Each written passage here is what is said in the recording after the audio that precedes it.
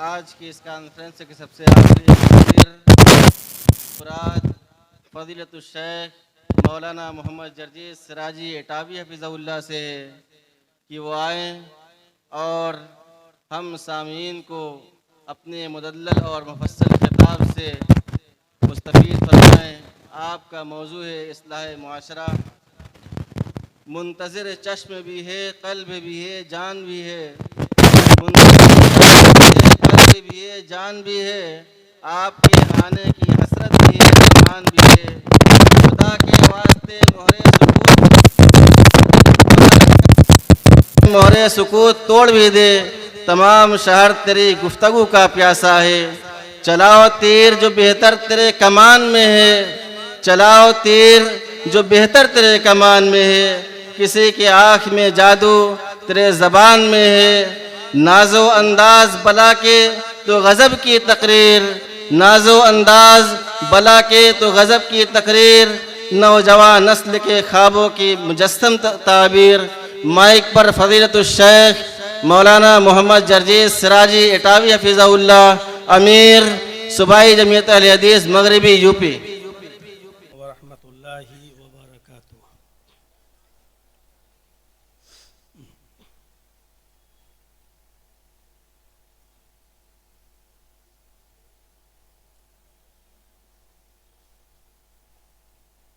अल्हम्दुलिल्लाह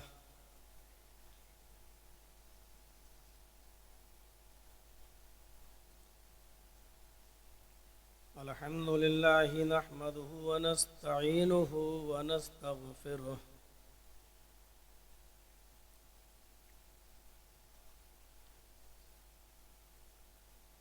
व नऊज़ु बिल्लाहि मिन शुरूरि अनफुसिना व मिन सय्यिआति अअमालिना।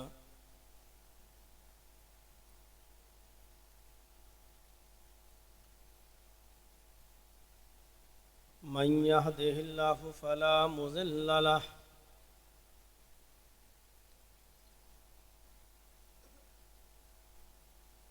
व मन युज़लिल्हु फला हादिय लह।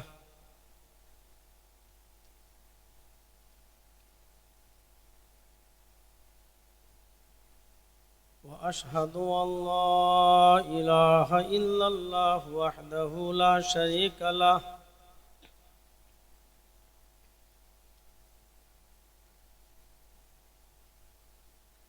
व अशहदु अन्न मुहम्मदन अब्दुहु व रसूलुहु।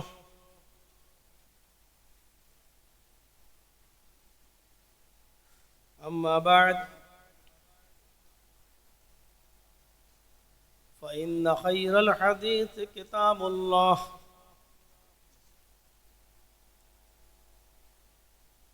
व खैरल हदी हदी मुहम्मदिन सल्लल्लाहु अलैहि वसल्लम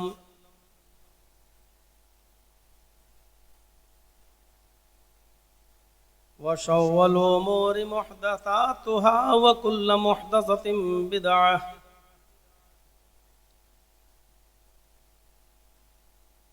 व कुल्लु बिदअतिन ज़लालह व कुल्लु ज़लालतिन फिन्नार।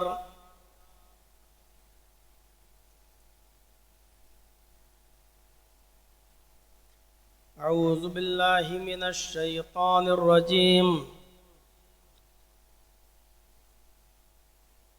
बिस्मिल्लाहिर रहमानिर रहीम।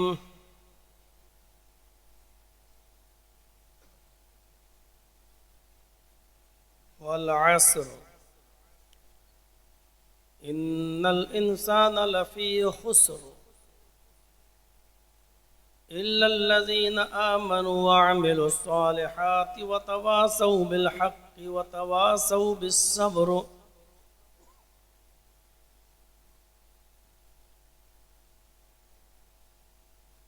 वअन अबी हुरैरता रज़ियल्लाहु तआला अन्हु अनिन नबी सल्लल्लाहु अलैहि वसल्लम क़ाल अल ईमानु बिज़ुन व सबऊन शुअबतन फ़अफ़ज़लुहा क़ौलु ला इलाहा इल्लल्लाह व अदनाहा इमाततुल अज़ानित तरीक़ वल हयाउ शुअबतुम मिनल ईमान। रवाहु मुस्लिम फी किताबिल ईमान।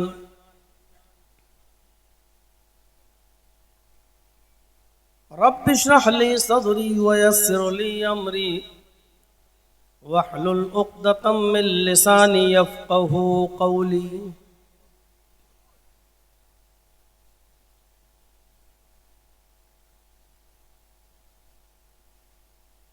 इस अज़ीमुश्शान कॉन्फ्रेंस के रूह रवां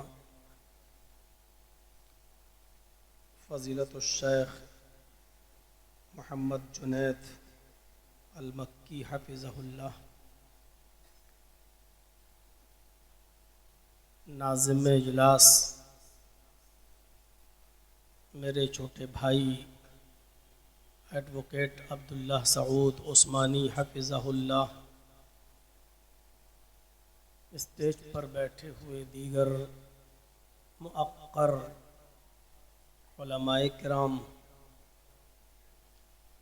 बजरडीहा बनारस और उसके अतराफ़ व अकनाफ से तशरीफ़ लाए हुए मुअज़्ज़ज़ सामईन हज़रात, पर्दा नशीन इस्लामी ख़वातीन, प्यारी माँ और बहनों, रात के 1 बजे तक बहुत ही दिल जमाई के साथ, बहुत ही सुकून के साथ आपने इस इजलास को सुना। पेशरु ख़तीब फ़ज़ीलतुश शेख जुनैद मक्की हफ़िज़हुल्लाह को सुना। उनसे पहले अमीर मोहतरम असग़र अली इमाम मेहंदी हफ़िज़हुल्लाह को भी सुना, और उनसे भी पहले आपने सरफराज फैज़ी साहब को भी समाअत फरमाया, और अब तक बैठे हुए हैं और मुझे भी सुन रहे हैं। अल्लाह तबारक व तआला कहने वालों को भी और सुनने वालों को भी अमल की पूरी पूरी तौफ़ीक़ अता फरमाए। कुरान करीम की जो सूरह मैंने आपके सामने तिलावत की है, उस सूरत को सूरतुल असर कहा जाता है। मशहूर मुफ़स्सिर कुरान हज़रत अब्दुल्लाह इब्न अब्बास ने इस सूरत के ताल्लुक़ से फ़रमाया कि अगर अल्लाह तबारक व तआला ने पूरा कुरान न उतारा होता, सिर्फ़ यही एक सूरत नाजिल कर दी होती, तो इंसान की पूरी ज़िंदगी के अमल करने के लिए यही एक सूरत काफ़ी होती। पूरे कुरान में बितफ़सील जो बातें कही गई हैं, इजमाली तौर पर सूरह असर के अंदर उन तमाम चीज़ों का खुलासा बयान कर दिया गया है। अल्लाह रब्बुल आलमीन ने ज़माने की कसम खाई, और ज़माने की कसम खाकर ये फरमाया कि सारी इंसानियत नुकसान में है। ज़माने की कसम, रूए ज़मीन की सारी इंसानियत सर ता पा, सर से लेकर पैरों तक नुकसान ही नुकसान में डूबी हुई है। जो लोग नुकसान में नहीं हैं उनको अलग कर दिया, मुस्तस्ना कर दिया। इल्लल्लज़ीना आमनू, जो ईमान लाए, व अमिलुस्सालिहात, और जिन्होंने सालेह और नेक अमाल किए, व तवासौ बिलहक़्क़ि व तवासौ बिस्सब्र, और जिन्होंने हर कीमत पर हक़ की वसीयत की, हक़ को नहीं छोड़ा, और हक़ को कहने में जो भी मसाइब व आलाम और परेशानियों का सामना करना पड़ा, उस पर उन्होंने सब्र किया, एक दूसरे को सब्र की तलक़ीन की। ये लोग नुकसान में नहीं। मैंने कुरान करीम की सूरत की तिलावत की है, और इसके साथ ही मैंने एक हदीस भी आपके सामने पढ़ी है जो इमाम मुस्लिम किताबुल ईमान में लाए। मैं उसी हदीस में जो 3 चीज़ें बताई गई हैं, उन्हीं 3 चीज़ों पर मुख्तसरन रोशनी डालूँगा। अबू हुरैरा रज़ियल्लाहु ताला अन्हु से रिवायत है, वो बयान करते हैं कि नबी अकरम सल्लल्लाहु अलैहि वसल्लम ने फरमाया कि अल ईमानु बिज़उन व सबऊन शुअबतन, ईमान की 70 से ज़्यादा शाखाएं हैं। अरबी ज़बान में जब 70 का लफ्ज़ बोला जाता है तो उससे क्वांटिटी मुराद नहीं होती है, उससे गिनती मुराद नहीं होती है कि वो गिनती की 70 शाखाएं, बल्कि उससे कसरत मुराद होती है। कभी कभी हम लोग भी अपने मादरी ज़बान में बोलते हैं, अभी लगाऊंगा 50 थप्पड़, याद रखोगे तो इसका यह मतलब नहीं होता है कि हम गिनती के 50 थप्पड़ तुम्हें मारेंगे। इसका मतलब ये होता है कि बहुत ज़्यादा तुम्हें पीटेंगे हम अगर तुम अपनी हरकत से बाज नहीं आए। तो अरबी ज़बान में भी यह कसरत मुराद है कि ईमान की बहुत सी शाखाएं हैं। बिज़उन व सबऊन शुअबतन, बहुत सी शाखाएं हैं और उनमें से सबसे अफजल शाख का तस्करा किया है। अफ़ज़लुहा क़ौलु ला इलाहा इल्लल्लाह, उसकी अफजल शाख ये है कि ये कहा जाए ला इलाहा इल्लल्लाह, अल्लाह के अलावा कोई माबूद नहीं है। हमने बस मामूली सा एक जुमला सुन इसको समझ रखा है, ला इलाहा इल्लल्लाह। ये जुमला कोई बहुत मामूली जुमला नहीं है। अभी आप के सामने मैं रखूंगा इस कलमे की हकीकत, समझ में आएगी आपको। अफ़ज़लुहा क़ौलु ला इलाहा इल्लल्लाह, ईमान की सबसे अफजल शाख क्या है? ला इलाहा इल्लल्लाह कहना। और उसके बाद फौरन सबसे कमतर और निचली शाख का तस्करा किया अल्लाह के नबी सल्लल्लाहु अलैहि वसल्लम ने। फरमाया व अदनाहा, और सबसे कमतर दर्जा, सबसे कमतर शाख, सबसे नीची शाख क्या है? इमाततुल अज़ा अनित तरीक, रास्ते से तकलीफ देह चीज को हटा देना, चाहे उसका ताल्लुक किसी से भी हो। ये मत देखना कि इससे किसको नुकसान हो किसको फायदा, नहीं, अगर रास्ते में कोई भी तकलीफ दे चीज हो, ये बहुत मामूली सा जुमला लग रहा है, रास्ते से तकलीफ दे चीज को हटा देना, हालांकि ये मामूली जुमला नहीं है। हर वो चीज जिससे किसी भी इंसान को तकलीफ पहुंच सकती है, इंसानियत को तकलीफ से दूर रखना और उस इंसानियत को तकलीफ से बचाना, ये मकसद है। तो अदनाहा इमाततुल अज़ा अनित तरीक, रास्ते से तकलीफ दे चीज को हटा देना। एक अफजल शाख बता दी, एक कमतर दर्जे का ईमान बता दिया, और फिर आखिर में जो चीज कही उसको अल्लाह के रसूल सल्लल्लाहु अलैहि वसल्लम बीच में भी कह सकते थे, उसको अल्लाह के नबी पहले भी कह सकते थे, लेकिन उस चीज की अहमियत के पेश नजर उसका तस्करा अलग से किया। जब अफजल शाख बता दी और सबसे निचली शाख बता दी कि ये अफजल है और ये सबसे कमतर है, तो फिर अलग से किसी चीज का जिक्र करना ये उसकी अहमियत को दर्शाता है, उसकी अहमियत के पेश नजर है। और उसी जब तीसरी शाख पर मैं चलूंगा तो थोड़ी सी तशरीह और तफसील तलब गुफ्तगू आपके सामने होगी, क्योंकि वही हमारे मुआशरे का सबसे बड़ा आज सबसे ज्यादा सख्त जरूरत है उसी चीज पर बोलने की और मुआशरे को उसी चीज से आगाह करने की। फरमाया वल हयाउ शुअबतुम मिनल ईमान, और हया भी ईमान का एक शोबा है, शर्म व हया भी ईमान की एक ब्रांच है। सबसे अफजल दर्जे का ईमान बता दिया ला इलाहा इल्लल्लाह कहना, और सबसे निचले दर्जे का ईमान बता दिया रास्ते से तकलीफ दे चीज को हटा देना। और इन दोनों को बयान करने के बाद फिर एक चीज का अलग से तस्करा करना और साफ तौर पर लफ्ज़ हया का लफ्ज इस्तेमाल करना, ये दर्शाता है कि हया और शर्म और नदामत और शर्मिंदगी अल्लाह रब्बुल आलमीन की नजर में कितनी बड़ी चीज है और अल्लाह के रसूल की नजर में कितनी बड़ी चीज है। वल हया व शुअबतुम मिनल ईमान, और हया ईमान का एक शोबा है। पहले आइए ला इलाहा इल्लल्लाह, बहुत अहम चीज, ला इलाहा इल्लल्लाह का लफ्ज जब किसी सलफी स्टेज से बोला जाता है तो सुनने वालों के अज़हानो कुलूब थोड़ा सा इस तरफ जाने लगते हैं कि अब ये ला इलाहा इल्लल्लाह की हकीकत की मार कहीं और तो नहीं पड़ जाएगी, कहीं ये बिजली किसी के ऊपर गिरेगी तो नहीं। मेरे भाइयों, तौहीद है ही ऐसी चीज जिसके साथ कोई समझौता किया ही नहीं है।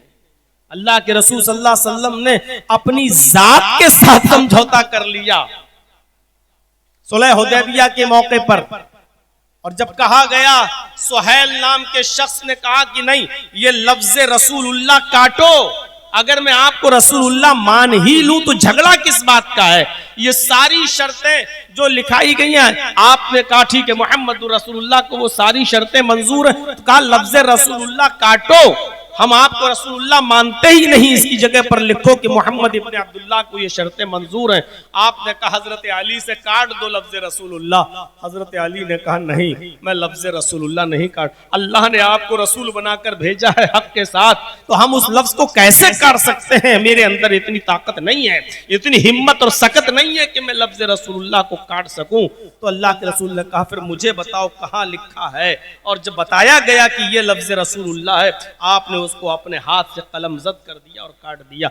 मेरे भाइयों, अंदाजा लगाइए, अपनी जात के साथ समझौता करना था, कर लिया, लेकिन एक मौके पर जब यही काफिरीन मक्का आए और कहा कि आए मोहम्मद सल्लल्लाहु अलैहि वसल्लम 6 महीने आप हमारे माबूदों की इबादत कर लें और 6 महीने हम आपके माबूद की इबादत कर लेते हैं, 6 महीने आप हमारे माबूदाने बातिला के सामने सर झुका लें और 6 महीने हम आपके असली रब के सामने माथा झुका लेते हैं, आओ इस बात पर कंप्रोमाइज करते हैं। तो अल्लाह के नबी सल्लल्लाहु अलैहि वसल्लम ने तौहीद के साथ कोई कंप्रोमाइज नहीं किया और दो टोक साफ साफ लफ्जों में उनको कह दिया, लकुम दीनुकुम वलिय दीन, इससे बेहतर है कि तुम अपने दीन पर रहो, मैं अपने दीन पर रहूं, तुम्हारे लिए तुम्हारा दीन और हमारे लिए हमारा दीन। हम अपने जात के साथ समझौता कर सकते हैं, हम उम्रा करने और न करने पर समझौता कर सकते हैं, मक्के में इस मर्तबा जाएं कि न जाएं इस पर समझौता कर सकते हैं, 3 दिन रहे या उससे ज्यादा आपकी शर्तों पर समझौता कर सकते हैं,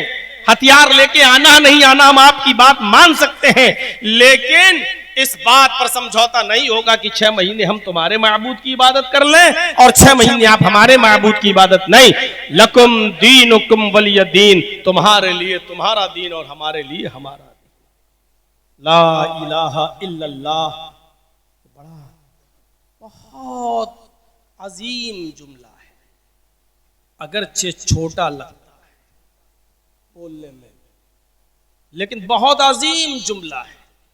यही वो जुमला है जिसको सिद्क दिल से अगर कोई आदमी पढ़ ले, सिद्कन लिल क़ल्बी, सच्चे दिल से, तो वो जन्नत का मुस्तहिक हो जाता है। मन क़ाल ला इलाहा इल्लल्लाह दखलल जन्नह, जिसने ला इलाहा इल्लल्लाह कहा वो जन्नत के अंदर दाखिल होगा, लेकिन सिद्क दिल से, सच्चे दिल से, उसके तकाज़ाओं को पूरा करते हुए, तकाज़ों को पूरा करते हुए, ये नहीं कि ज़बान से कह दिया ला इलाहा और उसके बाद उसके तकाज़ों को पूरा नहीं कर रहा है। ऐसे तो रोजाना महात्मा गांधी जी भी कहा करते थे, ईश्वर अल्लाह तेरे नाम सबको सन्मति दे भगवान, वो भी इधर भी और उधर भी। मेरे भाइयों, ला इलाहा इल्लल्लाह अगर पढ़ लिया है तो आपको एक तरफ होना है, आपको दूसरी तरफ नहीं जाना है। आपने ला इलाहा इल्लल्लाह पढ़ लिया तो ला इलाहा का माना यह है कि अल्लाह के अलावा कोई माबूद नहीं, गोया कि आप इस बात का इकरार कर रहे हैं कि ला इलाहा इल्लल्लाह यानी ला माबूदा इल्लल्लाह, यानी ला मसजूदा इल्लल्लाह, अल्लाह के अलावा कोई माबूद नहीं, अल्लाह के अलावा कोई मसजूद नहीं। ला इलाहा इल्लल्लाह, ला इलाहा का मतलब कि अल्लाह के अलावा कोई माबूद नहीं, कोई मसजूद नहीं, कोई ऐसा नहीं कि अल्लाह के अलावा जिसको सजदा किया जाए, कोई ऐसा नहीं कि अल्लाह के अलावा जिससे मदद तलब की जाए। ला मतलूब इल्लल्लाह, सिर्फ मुझे अल्लाह ही मतलूब है। ला मौजूद इल्लल्लाह, अपने इल्म के एतबार से सिर्फ अल्लाह ही मौजूद है। वही हमारी परेशानियों को दूर कर सकता है, वही हमारी दुआएं पूरी कर सकता है, वही हमारी हाजत रवाई और मुश्किल कुशाई का मुस्तहिक है। तो मेरे प्यारे साथियों, ला इलाहा इल्लल्लाह की इस माना को हमें और आपने इसको समझना चाहिए। फ़अफ़ज़लुहा क़ौलु ला इलाहा इल्लल्लाह, अल्लाह के अलावा कोई माबूद नहीं है, ये कहना अफजल शाख है। यही वो कलमा है जो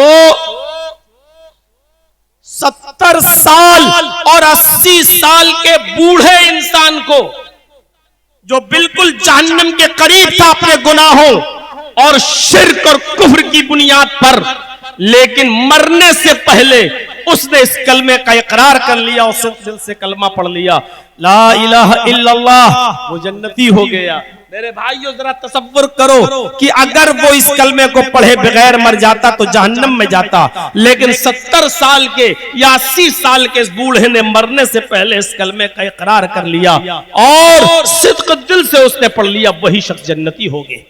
यही कलमा इंसान को जन्नती भी बना देता है और इसी कलमे का इकरार न करना इंसान को जहन्नमी भी बना देता है। मेरे भाइयों, उस मौके को उठाइए, उस वाक़े को उठाइए कि जब नबी अकरम सल्लल्लाहु अलैहि वसल्लम और आपके सहाबा ने जब खैबर का मुहासिरा किया, तो उस वक्त खैबर को जब चारों तरफ से घेर लिया तो खैबर का एक चरवाहा था जिसका नाम असवद था, जो बकरियों को चराया करता था। उसने देखा और बकरियों को चराते हुए वो बाहर आया, तो उसने देखा कि कुछ लोग खैमा डाले बैठे हुए हैं। उसने पूछा कि तुम्हारे सरदार कहाँ हैं? जवाब दिया कि हमारे सरदार वो खेमे में बैठे हुए हैं। उसको यकीन ही नहीं आया, किसी कौम का सरदार, किसी कौम का बाइज्जत शख्स एक मामूली खेमे में नमूदार होगा। ये असवद उनके पास गया, क्या देखता है कि कच्ची जमीन पर मोहम्मदुर रसूलुल्लाह बैठे हुए हैं। ये असवद उनसे मिलता है और कहता है कि आपकी दावत क्या है? नबी अकरम सल्लल्लाहु अलैहि वसल्लम ने अपनी दावत बताई कि मेरी दावत यह है कि ला इलाहा इल्लल्लाह, इस बात का इकरार किया जाए कि अल्लाह के अलावा कोई माबूद नहीं और मोहम्मद सल्लल्लाहु अलैहि वसल्लम अल्लाह के रसूल हैं। फरमाया कि अगर मैं इस बात का इकरार कर लेता हूं तो मुझे क्या मिलेगा? अल्लाह के नबी सल्लल्लाहु अलैहि वसल्लम ने फरमाया कि मैं तुम्हें अपने सीने से लगाऊंगा, तुम हमारे ईमानी भाई हो जाओगे। उस शख्स ने सोचा ये कैसे हो सकता है कि एक शख्स ने हमारे खैबर का मुहासरा कर लिया है और हमने इस कलमे को पढ़ लिया तो हम इनके ईमानी भाई हो जाएंगे। मैं बकरियों का चराने वाला, हमारे जिस्म से बदबू भी आ रही है। मोहम्मदुर रसूलुल्लाह ने उसको इस अंदाज से समझाया कि वो रह नहीं पाया और उसी वक्त उसने इस कलमे का इकरार कर लिया और कलमा पढ़ लिया, ला इलाहा इल्लल्लाह। कलमा पढ़कर इस्लाम ले आया। कहा अल्लाह के नबी, मैं इस्लाम तो ले आया, मुझे कोई काम बताइए कि मैं क्या काम करूं। आपने फरमाया सबसे पहला काम यह है तुम्हारा कि ये बकरियां जिनकी हैं, इन बकरियों को तुम उनके मालिक के पास पहुंचा दो, इन बकरियों को उनके मालिक के हवाले कर दो, क्योंकि हमारे यहाँ इस्लाम कबूल करने के बाद हुकूकुल इबाद का ताल्लुक ये है कि आप किसी की चीज में अमानत में खयानत नहीं कर सकते हैं। काम मैं बाद में बताऊंगा, पहले इन बकरियों को उनके मालिक के हवाले कर दो।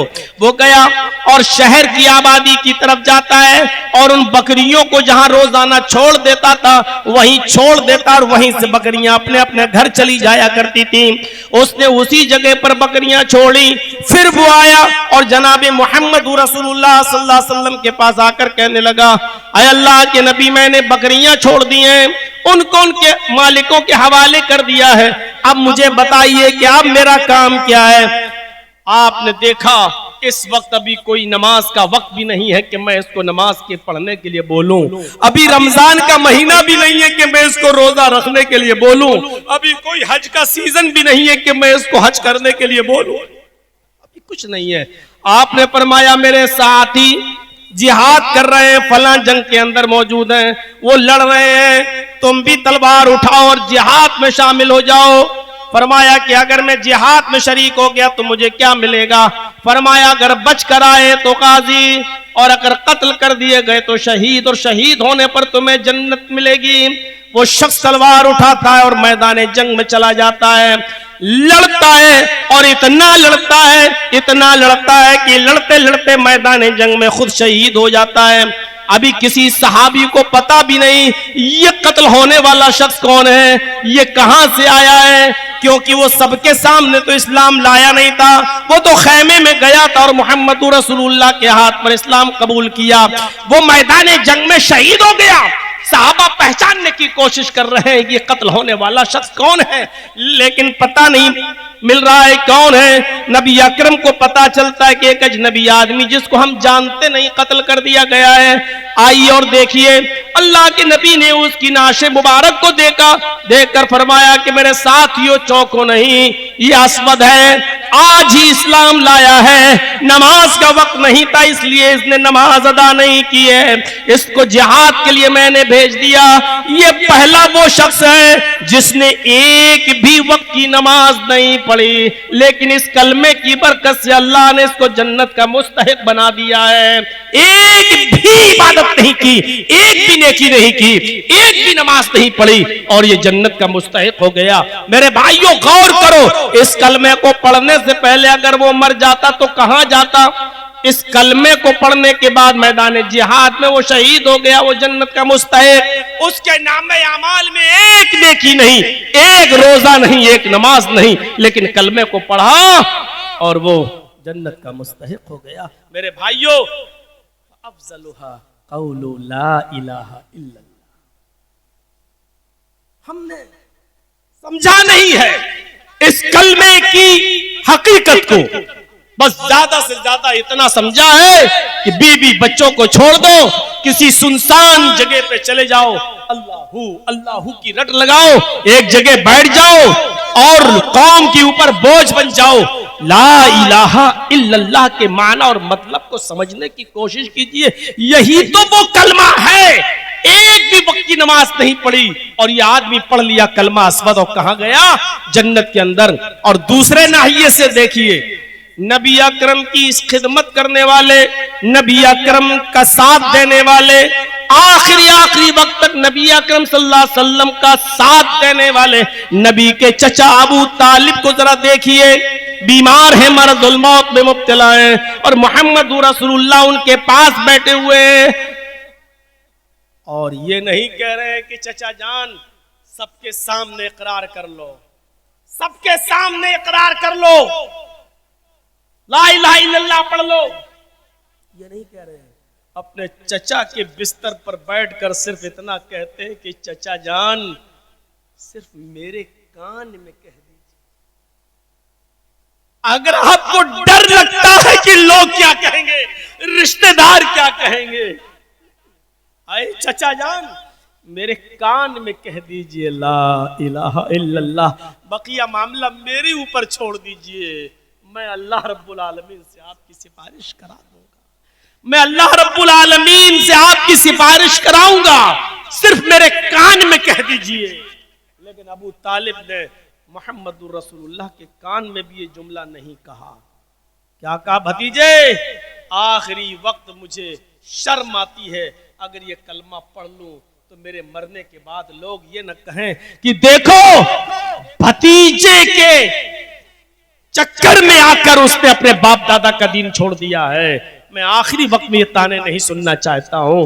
मैं नहीं चाहता कि मेरे मरने के बाद मुझे ये ताने दिए जाएं कि जहन्नम के डर से अपने भतीजे की बात मानकर भतीजे की राव में बह गया। चाचा मैं नहीं चाहता, मैं चाहता हूं कि आखिरी वक्त में मेरी रूह भी निकले, मेरी जान भी जाए तो मेरे बाप दादा के धर्म पर, मेरे बाप दादा के दीन पर जाए। अबू तालिब ने कलमा नहीं पढ़ा, जहन्नमी। कहां गए? जहन्नम के मुस्तहिक।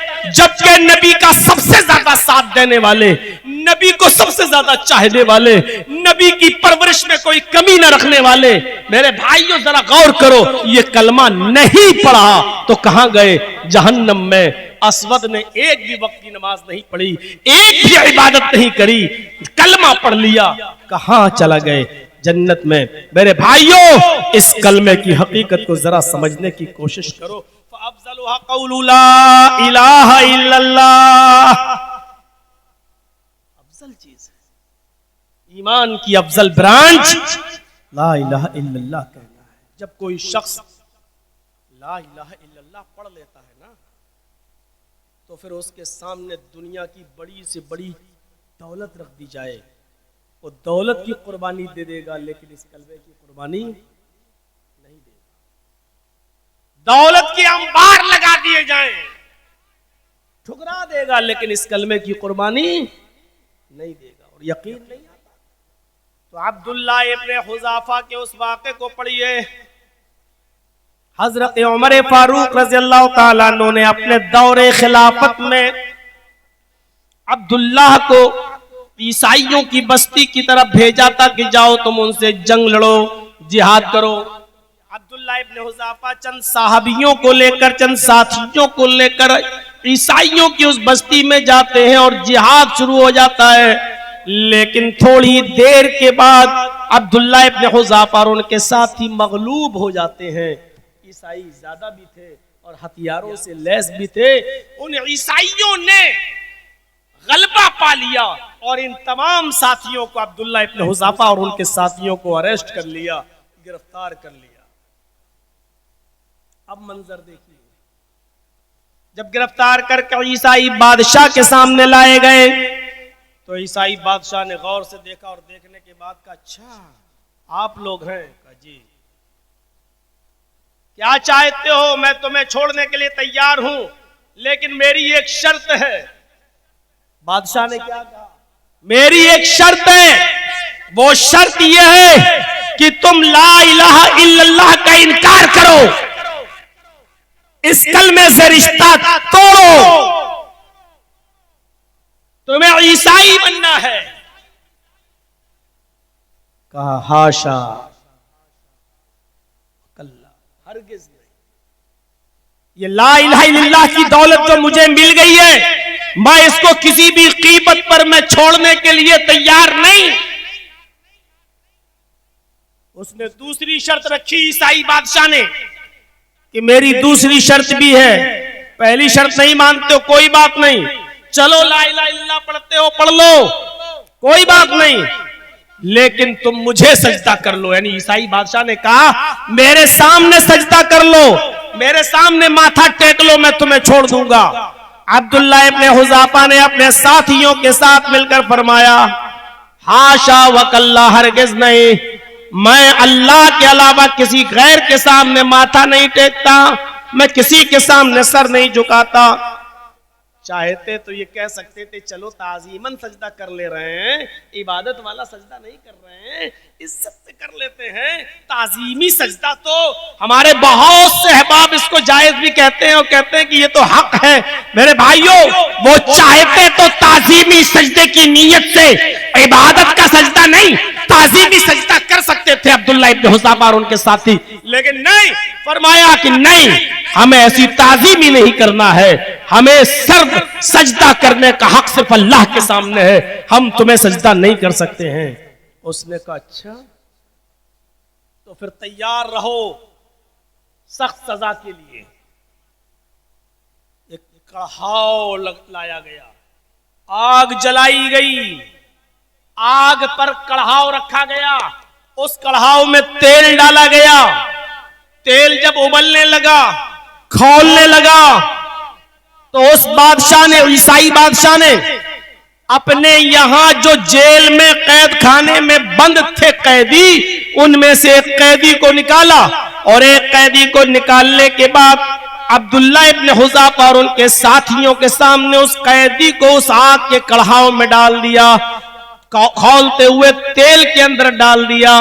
और जैसे ही वो कैदी उस कढ़ाव के अंदर डाला गया, चुरमुरा गया, उसकी हड्डियां जल गई, चुरमुरा कर रह गया, उसकी जोड़ जोड़ अलग हो गया, टुकड़े टुकड़े हो गया, वो शख्स फौरन जल गया और एक एक हिस्सा उसका अलग हो गया। डराने और धमकाने के लिए उनके सामने ये सजा दी गई। इसके बाद कहा अब्दुल्ला इब्ने हुज़ाफा, अब बताओ तुम क्या कहना चाहते हो, मुझे सजदा कर रहे हो या नहीं कर रहे हो? इस सजा को देखने के बाद अब्दुल्ला इब्न हुज़ाफा के चेहरे पर मुस्कुराहट आती है और फरमाते हैं कि या ईसाई बादशाह, तुझे शायद पता नहीं है, इन छोटी मोटी तकलीफों को मेरे आंखों के सामने मुझे दिखाकर तू मुझे डरा रहा है, तू मुझे डरा रहा है। अरे मैं तो हर नमाज के बाद ये दुआ करता हूं, आय अल्लाह मुझे उस वक्त तक मौत ना आए जब तक कि मेरे जिस्म के एक एक हिस्से को शहादत नसीब ना हो। तू मुझे ये सजा दिखाकर डरा रहा है।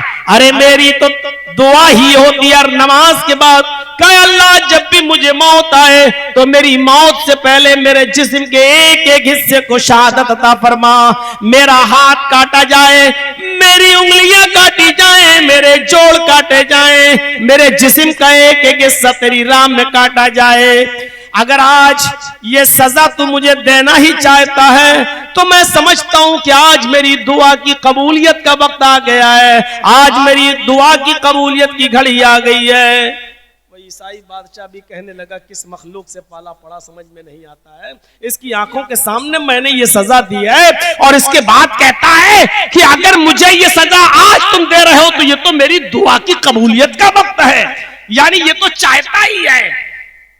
अब्दुल्ला इब्न हुज़ाफा और उनके साथियों से इस बादशाह ने फिर कहा अच्छा ठीक है, चलो एक काम कर दो, मैं छोड़ दूंगा। कहा काम बताओ, शरीयत के दायरे में होगा तो करूंगा, नहीं होगा तो इनकार कर दूंगा।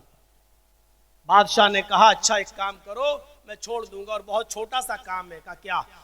कहा तुम और तुम्हारे जितने साथी हैं उठें और मेरी पेशानी का बोसा ले लें, मेरे माथे को चूम लें, मेरे सर का बोसा ले लें, हम छोड़ दें। अब्दुल्ला इब्न हुज़ाफा नबी की सोहबत में रहे हैं, मसला जानते थे। अब जान बचाना भी फर्ज थी, जरूरी था। शरीयत ये कहती है अगर कलमे कुफ्र ज़बान से निकालना पड़े तो निकाल देना, जान बचाने के लिए, लेकिन दिल उस पर मुतमईन न रहे।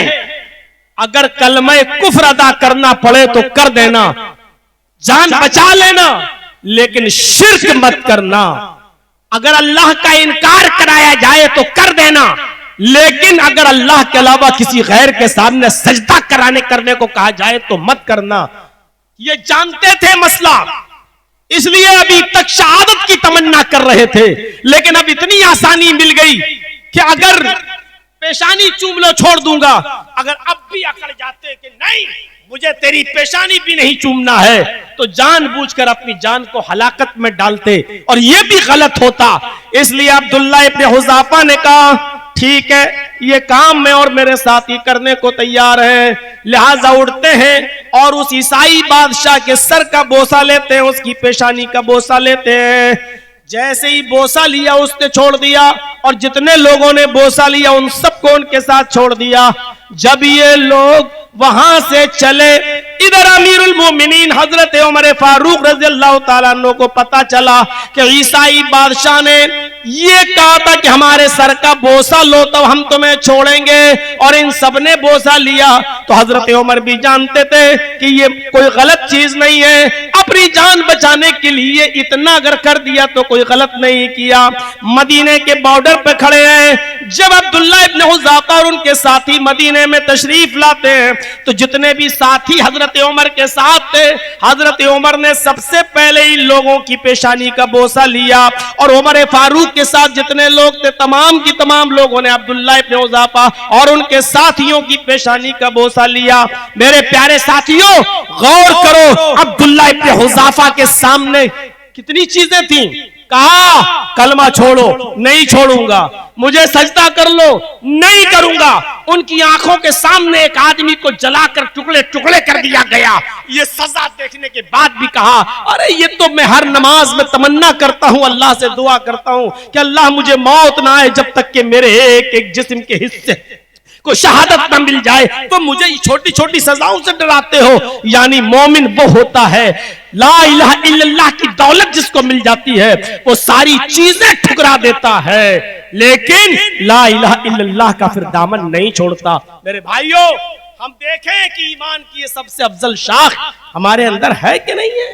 ये ला इलाहा इल्लल्लाह पढ़ने का मतलब, इकरार करने का मतलब यह है कि आपने पूरे दिल जमाई के साथ आपने इकरार कर लिया कि अल्लाह के अलावा हमारा कोई माबूद नहीं है और सिर्फ हमारा भरोसा अल्लाह ही की जात पर है, अल्लाह ही की जात पर आपका एतमाद है। इस कलमे ने की वजह से आपका तवक्कुल और आपका भरोसा अल्लाह की जात पर बढ़ जाना चाहिए। ग़ज़वा ज़ात रिक़ा के मौके पर जब सहाबा किराम ने कहा अल्लाह के रसूल हम थके हैं, कई रातों के जागे हुए हैं, ये घना जंगल मिला है, साएदार दरख्त है, इन दरख्तों के साए में हमें कुछ लेट जाने दीजिए, थोड़ा आराम करने का मौका दे दीजिए। आपने कहा जाओ थोड़ी देर आराम कर लो। सारे सहाबा एक एक दरख्त के नीचे आराम करने के लिए लेट गए। अल्लाह के रसूल भी एक दरख्त के साए में आराम करने के लिए लेट गए और अपनी तलवार एक दरख्त के ऊपर लटका दी। गौर कीजिए मेरे भाइयों, एक अराबी, एक बदवी, एक देहाती आया और उसने नबी अकरम की तलवार को उतार कर जंप लगाई और नबी अकरम के सामने खड़ा हो गया और पोजीशन भी संभाल ली, पोजीशन भी संभाल ली और पूछा मैं यमनउका मिन्नी या मोहम्मद, ऐ मोहम्मद बताओ तुम्हें मेरे हाथ से कौन बचाएगा। लफ्ज़ अल्लाह, ये ला इलाहा इल्लल्लाह में जो लफ्ज़ अल्लाह आ रहा है, मेरे भाई जो तसव्वुर करो कि हमें क्या दर्स देता है और क्या सिखाता है। उसने पोजीशन ले ली।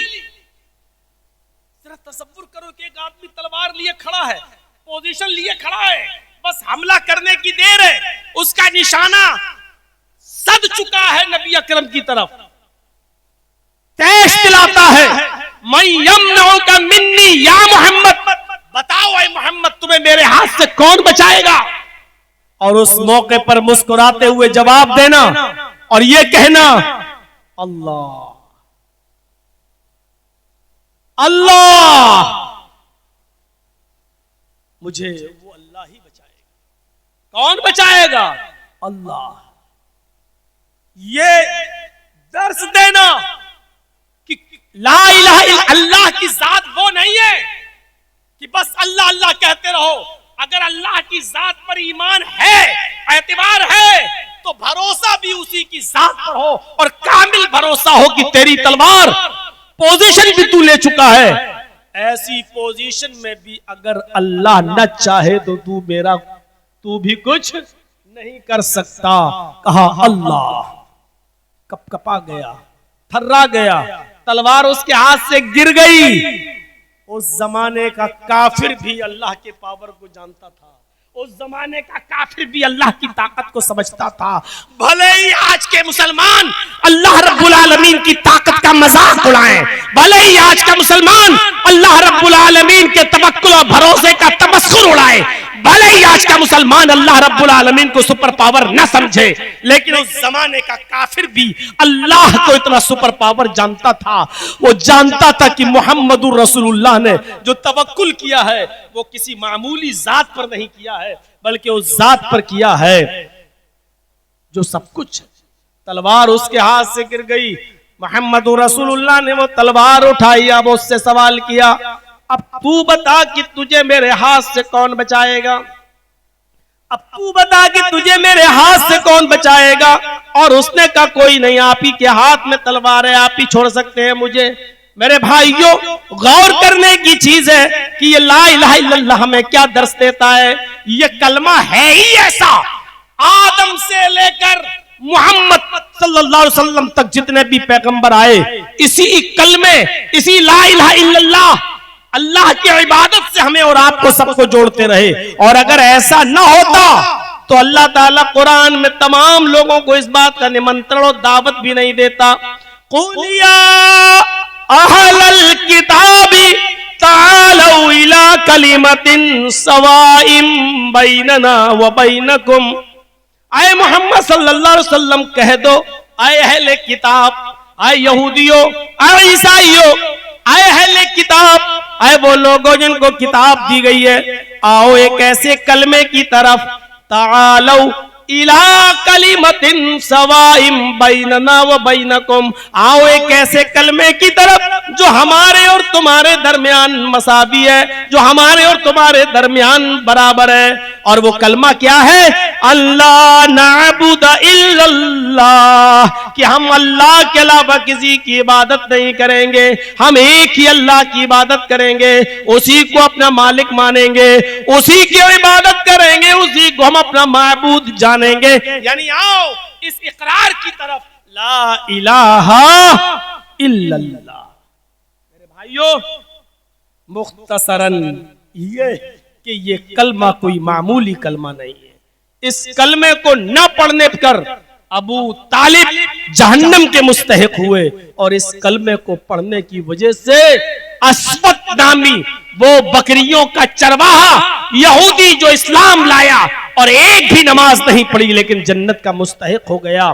इस कलमे की हकीकत को समझना चाहिए। अल्लाह तबारक व तआला से हम दुआ करते हैं कि इलाहुल आलमीन इस कलमे की हक़ानियत से हम सबको रोशनास फरमाए और इस कलमे की हकीकत को समझने की हम सबको तौफीक अता फरमाए। मेरे प्यारे साथियों, हदीस का दूसरा टुकड़ा मैं उस तरफ अब आपको लाना चाहता हूं, जरा उस तरफ भी आइए। पहली चीज बताई है अफ़ज़लुहा क़ौलु ला इलाहा इल्लल्लाह। पहली चीज क्या है? ला इलाहा इल्लल्लाह। ये ईमान की सबसे अफजल ब्रांच है। वह अदनाहा, सबसे निचला कमतर दर्जा क्या है? इमाततुल अज़ान तरीक, रास्ते से तकलीफ दे चीज को हटा देना। अज़ान, हर तकलीफ दे चीज रास्ते में पड़ी हुई है तो उसको हटा देना। पड़ा रहने दो, मेरी बला से, इससे तो फला लोग गुजरेंगे, हमको क्या मतलब, वो हमारे दुश्मन है, मरने दो। इमाततुल अज़ान तरीक, आप मोटरसाइकिल पे जा रहे हैं, रास्ते में केले के छिलके पर नजर पड़ी है, आप गाड़ी रोक दीजिए, आप केले के छिलके को उठाकर नाली में फेंक दीजिए, कहीं ऐसी जगह जहां लोगों का गुजर ना हो। कांटा पड़ा है आप हटा दीजिए, पत्थर पड़ा है आप हटा दीजिए। और याद रखना, जिस तरह से रास्ते में पड़ी हुई तकलीफ दे चीजों को हटाना सवाब है, उसी तरीके से रास्ते में आमदन और कसदन जानबूझकर तकलीफ दे चीजों को डालना और फेंकना गुनाह भी है, क्योंकि आप अल्लाह के बंदों को तकलीफ में डालना चाहते हैं, आप इंसानियत को तकलीफ में डालना चाहते हैं। अभी जो ऑल इंडिया अहले हदीस कॉन्फ्रेंस हुई 35वीं, वो इसी के ताल्लुक से हुई, एहतराम इंसानियत और मज़ाहिब आलम, इसी चीज का निमंत्रण उसमें दिया गया है। इंसानियत, आप किसी को भी परेशान नहीं कर सकते हैं, न सिर्फ रास्ते से तकलीफ दे चीज को हटाना, बल्कि कोई भी अगर ऐसी चीज है जिससे लोगों को तकलीफ पहुंच रही है, सुबह रमजान के महीने में सहरी के वक्त माइक पकड़ लेना, जोर जोर से चीखना, चिल्लाना, रोजेदार भाइयों उठो, सहरी कीजिए, इस वक्त मस्जिद की घड़ी में 3:30 बज चुके हैं, फिर 5 मिनट के बाद 3:35 हो चुके हैं। ऐलान करना और फिर माइक पकड़कर नज़्में पढ़ना, हम्द पढ़ना है, ये तमाम की तमाम चीजें इंसान को तकलीफ देती हैं। आपको रोजेदारों को रोजे के लिए उठाना भी गुनाह है क्या? नहीं, आप सिर्फ रोजेदारों को कहां उठा रहे हैं? क्या सब रोजा रखते हैं? आप उन बूढ़ों को भी तकलीफ दे रहे हैं जो इतने बूढ़े हो चुके हैं कि बूढ़े होने की वजह से अब रोजा नहीं रख सकते, सिर्फ फिदिया देकर एक मिस्कीन को खाना खिलाकर काम चला रहे हैं। आप उसकी नींद में डिस्टर्ब क्यों कर रहे हैं? बूढ़े लोगों को वैसे भी नींद देर से आती है, बेचारों को टेबलेट खाना पड़ती है नींद की। अब टेबलेट खाने के बाद सोया ही था कि आपने शोर करना शुरू कर दिया, रोजदार भाइयों, चीखना चिल्लाना शुरू कर दिया और बेचारा फिर उठ गया, वो बेदार हो गया, उसको नींद नहीं आ रही है। आप ऐसे बूढ़ों को परेशान करने का हक आपको किसने दिया? उन बच्चों को भी आप जगा रहे हैं जिनके ऊपर अभी रोजे फर्ज नहीं हुए, उन बच्चों को परेशान करने की अथॉरिटी आपको किसने दी है?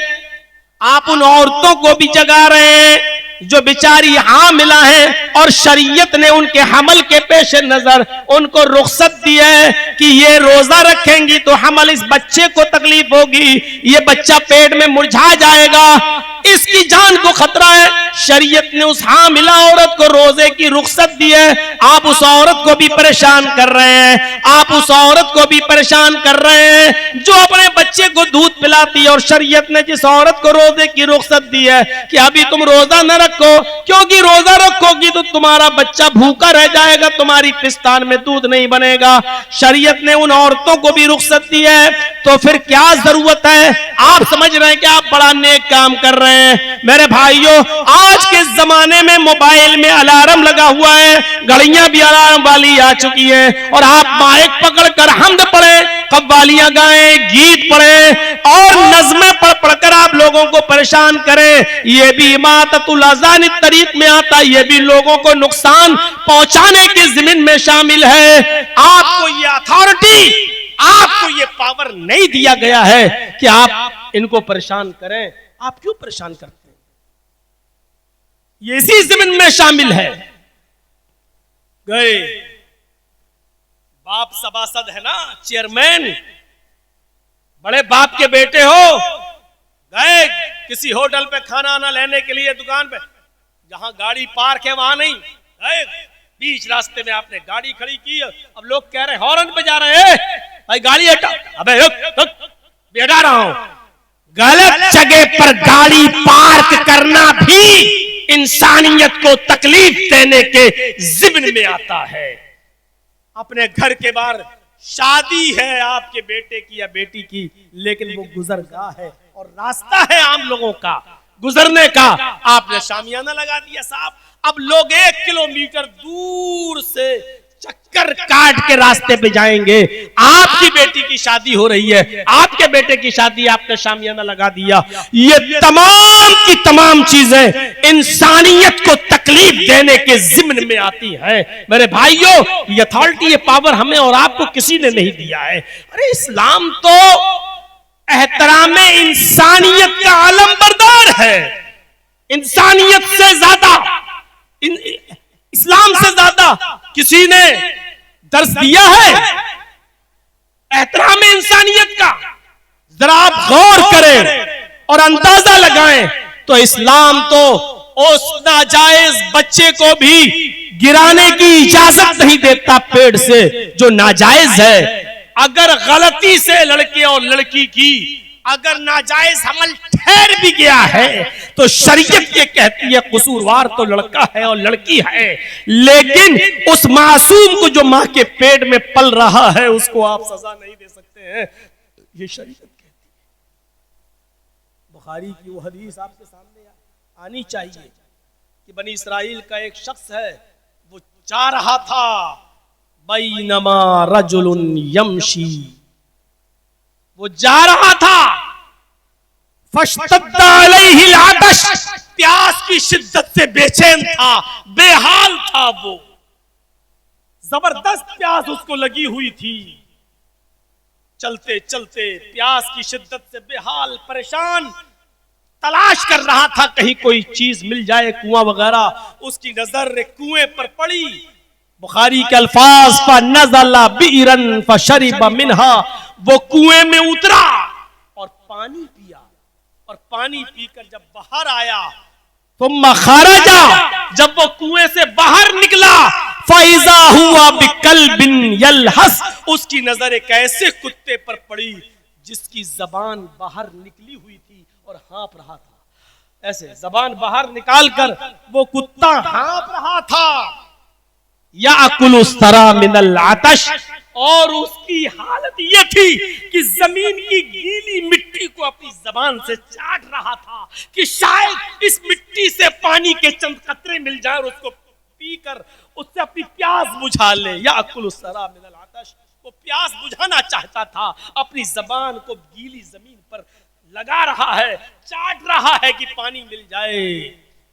इस आदमी ने उस कुत्ते की तरफ देखा और देखकर कहा, लक़द बलग हाज़ा मिस्लुल्लज़ी बलग बी, इस कुत्ते को भी वही प्यास की शिद्दत महसूस हो रही है जो मुझे हो रही थी। इस कुत्ते पर भी वही गुजर रही है जो कुछ देर पहले मेरे ऊपर गुजर रही थी।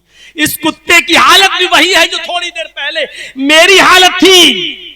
मेरे भाइयों, इस शख्स को कुत्ते के ऊपर रहम आ गया। यह शख्स दोबारा कुएं में उतरता है और इसने अपने मोज़ों को उतारा। फमला खुफ़हू, ये चमड़े का मोजा था, उसने निकाला और उसको पानी से भर लिया। फमला खुफ़हू, बुखारी के अल्फाज, उसने पूरे कुएं में उतरने के बाद पानी से उस मोजे को भर लिया। और भरने के बाद अब कुएं में उतर तो गया, मोजे को चमड़े के पानी से भर तो लिया, लेकिन अब ऊपर चढ़े कैसे? एक हाथ में मोजा है और दूसरे हाथ से, अब एक हाथ से चढ़ नहीं सकता। बुखारी के अल्फाज है, सुम्मा अमसकहु बिफीही, फिर उसने उस चमड़े के मोजे को अपने दांतों से दबाया, मुंह में लिया, ऐसे पकड़ लिया, दांतों से लिए पकड़ा, दबाया। सुम्मा रकिया, फिर चढ़ने लगा। मोजा उसका दांतों से दबा है और चढ़ा, बाहर आया और उसने उस कुत्ते को पानी पिला दिया। उस कुत्ते को पानी पिलाया और कुत्ता पानी पीकर चला गया। हदीस के अल्फाज है, फशकर अल्लाह, अल्लाह तो शुक्रिया अदा करता नहीं है। अल्लाह कैसे शुक्रिया अदा करेगा? अल्लाह इसका शुक्रिया अदा करेगा? नहीं। फशकर अल्लाह, अल्लाह ने इसकी अदा को बहुत पसंद किया। अल्लाह को इसकी अदा बहुत पसंद आई। इस आदमी ने कुत्ते को पानी जो पिलाया, उसकी ये खूबी अल्लाह रब्बुल आलमीन को इतनी पसंद आई, इतनी पसंद आई कि फगफर लहू, अल्लाह ने उसको बख्श दिया। मेरे भाइयों, इसी किस्म का मिलता जुलता एक वाकया इसी बुखारी के अंदर उस फाहिशा और बदचलन औरत का भी आता है, जिसने अपनी ओढ़नी उतार कर कुएं में डालकर एक कुत्ते को पानी पिला दिया था और अल्लाह रब्बुल आलमीन ने उसको भी बख्श दिया।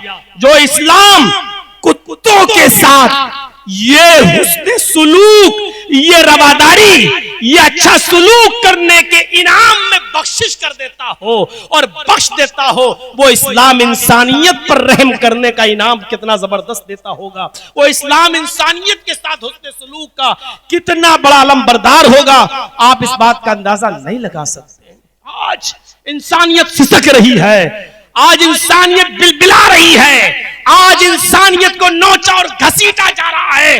किसी भी महकमे में देख लो, किसी भी, आज जो अस्पताल, हॉस्पिटल्स जिनको ये कहा जाता है, और लोग अपनी अपनी भाषा में, कुछ लोग डॉक्टरों को भगवान भी मानने लगते हैं क्योंकि उसने मेरा बेटा बचाया है, अपने अपनी आस्था और अकीदे के मुताबिक आप तो भगवान। लेकिन आज उन हॉस्पिटल्स का हाल भी देख लिया जाए तो ऐसे पीसीओ हॉस्पिटल हमें मिलेंगे। हमारे लखनऊ में आ जाइए, रोजाना किसी न किसी हॉस्पिटल की दास्तानें सुनने को मिलती है। मेरे भाइयों, मरने के बाद भी इंसान मर चुका है, लेकिन इसके बाद भी वेंटिलेटर पर रखा जाता है और 3 और 4 दिन तक रखकर फिर चौथे और 5वें दिन कहा जाता है तुम्हारा मरीज मर गया, और 50 और 60 हजार रुपए डेली के हिसाब से बिल बनाकर मरीज के रिश्तेदार को दे दिया जाता है। इंसानियत मर चुकी है, सिसक रही है। आज हॉस्पिटलों में जहां बड़ी उम्मीदें लेकर इंसान जाता है कि यह आखिरी सहारा है, मेरे लाख कोशिश, अल्लाह से दुआ भी है और ये कोशिश भी है कि अल्लाह रब्बुल आलमीन दवाओं में सेहत और तंदुरुस्ती भर दे, लेकिन मरने के बाद भी 4 और 5 दिन तक लूटा जाए और मरने के बाद भी उसको वेंटिलेटर पे रखा जाए। जरा तसव्वुर करें मेरे प्यारे साथियों, आज क्या है इंसानियत के नाम पे धोखाधड़ी। आज दूध में पानी मिलाना, आज हमारी अगर मोबाइल की दुकान है और हम मैकेनिक हैं अच्छे, तो हम असली पुर्जे नहीं डालते हैं, कीमत तो ले रहे हैं असली माल की और नकली सामान डाल के हम कस्टमर को दे दे रहे हैं। ये धोखा, ये सारी चीजें इंसानियत के खिलाफ हैं। इसीलिए नबी अकरम सल्लल्लाहु अलैहि वसल्लम ने फरमाया था कि मन गश्शा फलैसा मिन्ना, जिसने धोखा दिया वो हम में से नहीं है, जिसने धोखा दिया वो हम में से नहीं है। ये इंसानियत के खिलाफ है सारी चीजें। एक दूसरे का हक मारना, जर्जीस साहब का हक है, जर्जीस साहब अपनी मेहनत के बलबूते पर कामयाब हुए हैं। मेरा हक है कि मैं आपके ऑफिस में आऊं, मेरा हक है कि आप मुझे नौकरी दें, लेकिन जर्जीस साहब का हक मारकर आप 20 लाख रुपए किसी ने दे दिए, आपने हकदार का हक मार दिया और उस आदमी को जिसने 20 लाख रुपए दिए आपने उसको हकदार बना दिया। ऐसे ही लोगों के बारे में तो अल्लाह के नबी ने कहा था, अर्राशी वल मुर्तशी किलाहुमा फिन्नार, रिश्वत देने वाला भी जहन्नमी और रिश्वत लेने वाला भी जहन्नमी। मेरे भाइयों, कहां है इंसानियत? सिसक रही है। आज हर जगह देखो तो इंसानियत, आज मेरे भाइयों किस किस से लड़ा जाए और कहां कहां इंसानियत का तहफ्फुज किया जाए। अल्लाह के नबी सल्लल्लाहु अलैहि वसल्लम ने लानत भी भेजी है, लानल्लाहु अला राशि वल मुर्तशी, अल्लाह की लानत हो रिश्वत लेने वाले पर और अल्लाह की लानत हो रिश्वत देने वाले पर। तो मेरे भाइयों, इस्लाम इन तमाम चीजों के खिलाफ है।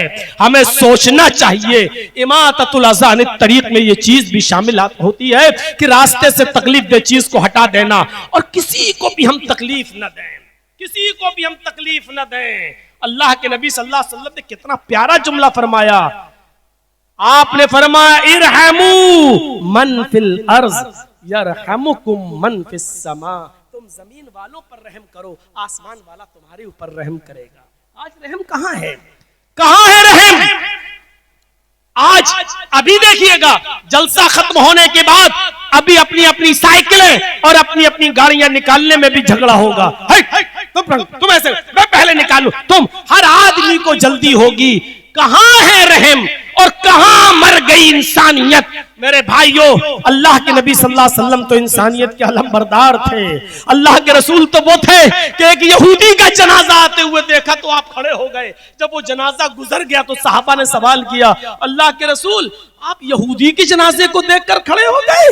आपने जो जवाब दिया वो जवाब हदीस की किताबों में लिखा हुआ है। आपने फरमाया, क्या मरने वाला इंसान नहीं था?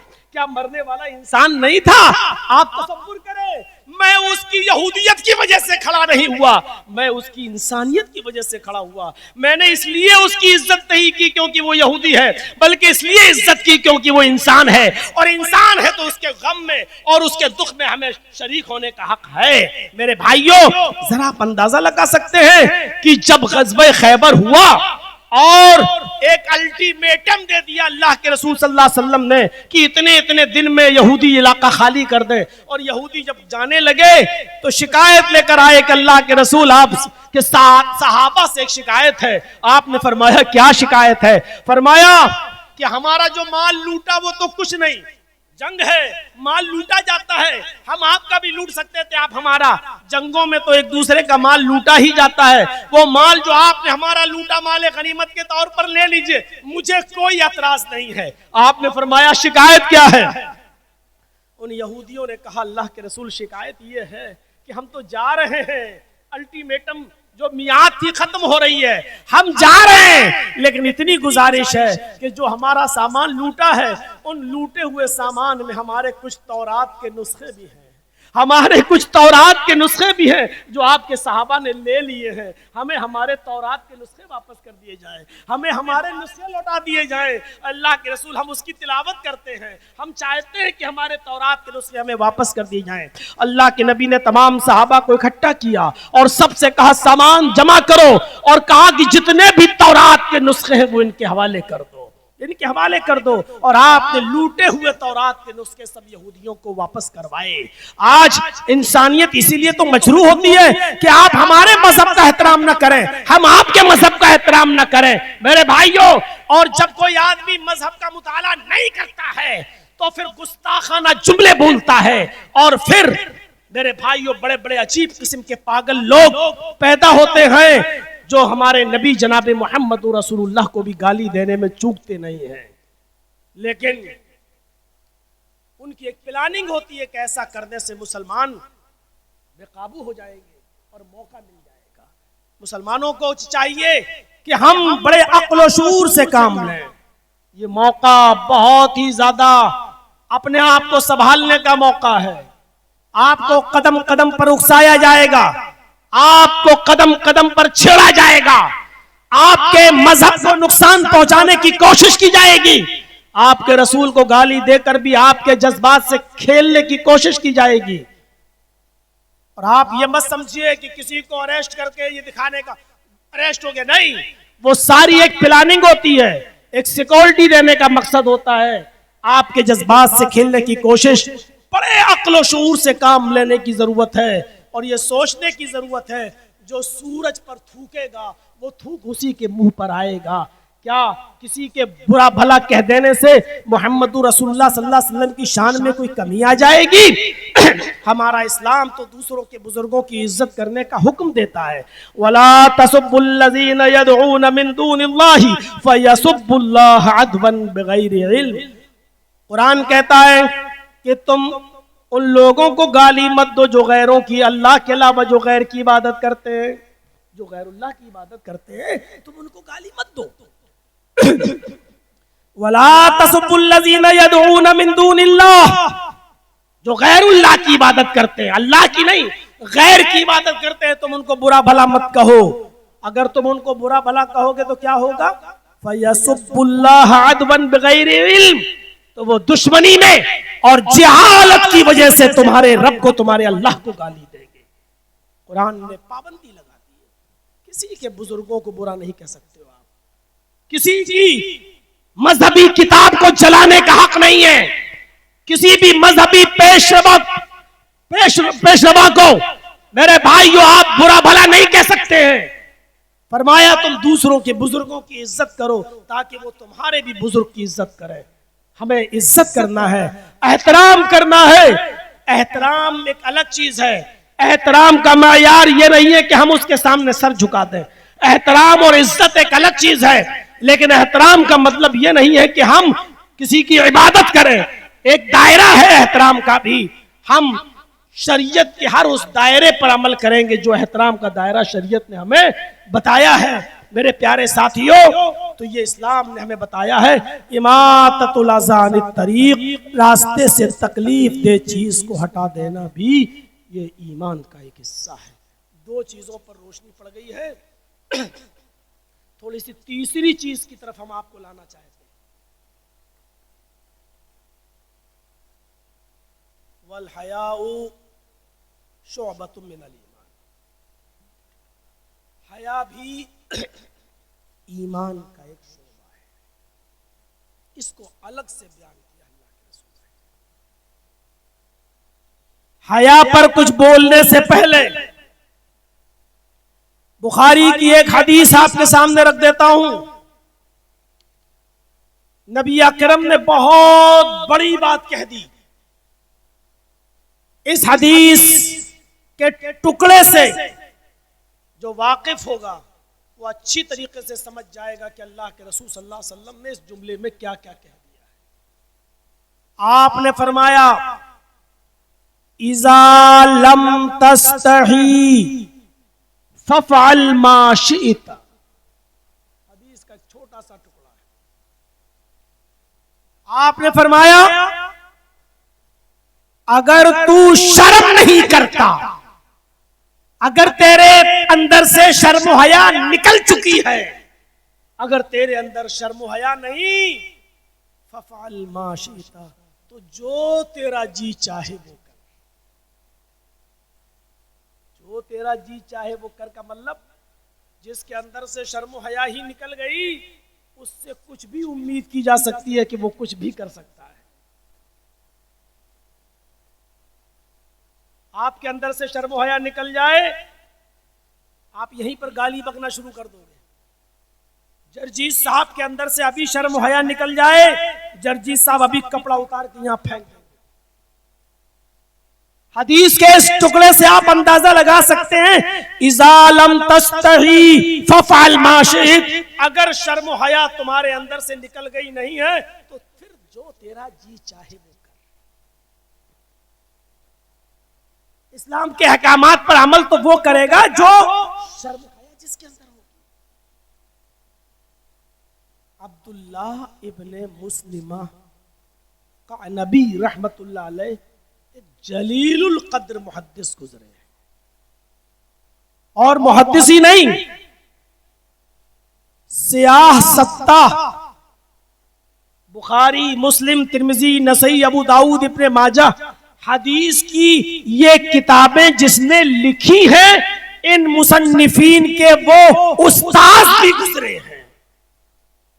अब्दुल्लाह इब्ने मुस्लिम का नबी, इमाम अबू दाऊद अपनी सुनन अबी दाऊद में उनसे बहुत सी रिवायतें लाए। हद्दसना का नबियु, हद्दसना का नबियु, आप पढ़ेंगे अबू दाऊद के अंदर हद्दसना का नबी, हद्दसना का नबी। इमाम अबू दाऊद ने उनसे बहुत सी रिवायतें नकल की हैं। जरा अब्दुल्लाह इब्ने मुस्लिमा का बचपना अगर आप याद करेंगे तो शर्म आएगी आपको। बड़े नटखट थे, बड़े शैतान थे, बड़े सरकश थे। जैसे आजकल गुंडे लोग होते हैं छिछोरे किस्म के, ये भी बिल्कुल गुंडे और छिछोरे किस्म के थे। किसी का माल लूट लिया, किसी का सामान चुरा लिया, किसी को रास्ते में पकड़ के परेशान करने लगे, किसी का मजाक उड़ाने लगे। इनकी जिंदगी बिल्कुल इसी तरीके से थी। एक मर्तबा इमाम शोबा रहमतुल्लाह अलैह अपने घोड़े पर सवार होकर गुजर रहे थे।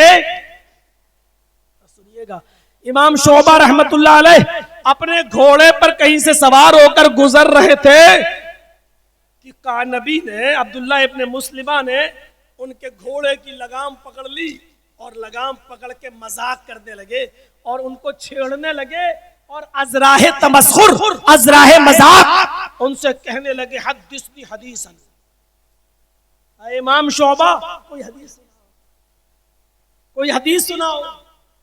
ये बिल्कुल ऐसे ही जैसे कोई शराबी और जुआरी लड़का रास्ते में मजाक कह के कहे जर्जिस तकरीर करो, जरा तकरीर करो, मतलब मजाक में।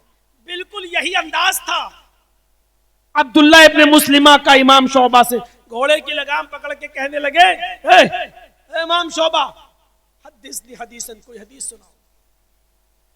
इमाम शोबा कहते हैं चलो मियाँ छोड़ो घोड़े की लगाम, क्या तुम हदीस सुनोगे? हदीस सुनने के लायक तो बन जाओ पहले, चलो। अब गुंडा आदमी क्या होता है, जब उसकी बात नहीं मानोगे तो और बिगड़ जाएगा। सुना रहे हो कि नहीं सुना रहे हो? मुझे सुनना है, नहीं सुनाते हो तो आगे बढ़ के देखो, मैं तुम्हारे साथ बुरा सलूक करूंगा। इमाम शोबा समझ गए जिद्दी है, सरकश है, शैतानी में उम्र गुजरी है, तो कहने लगे कि अच्छा हदीस सुनोगे? कहा सुनो हदीस। तो इमाम शोबा ने यही हदीस सुनाई और हदीस सुनाते हुए फरमाया हद्दसना अहमद इब्न यूनुस अन ज़ुहैर क़ाल हद्दसना मंसूर अन रबी इब्न हिराश क़ाल हद्दसना अबू मसऊद उक़बत रज़ियल्लाहु तआला अन्हु क़ाल क़ाल रसूलुल्लाह सल्लल्लाहु अलैहि वसल्लम इज़ा लम तस्तही फ़फ़अल मा शि'त।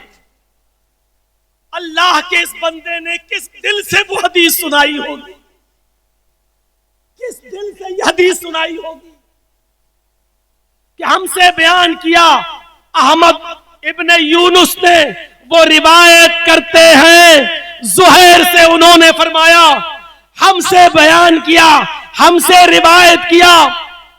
अबू मसऊद ने, मंसूर ने, वो रिवायत करते हैं रबी इब्न हिराश से, उन्होंने फरमाया कि हमसे बयान किया अबू मसऊद उक़बा रज़ी अल्लाह ताला ने।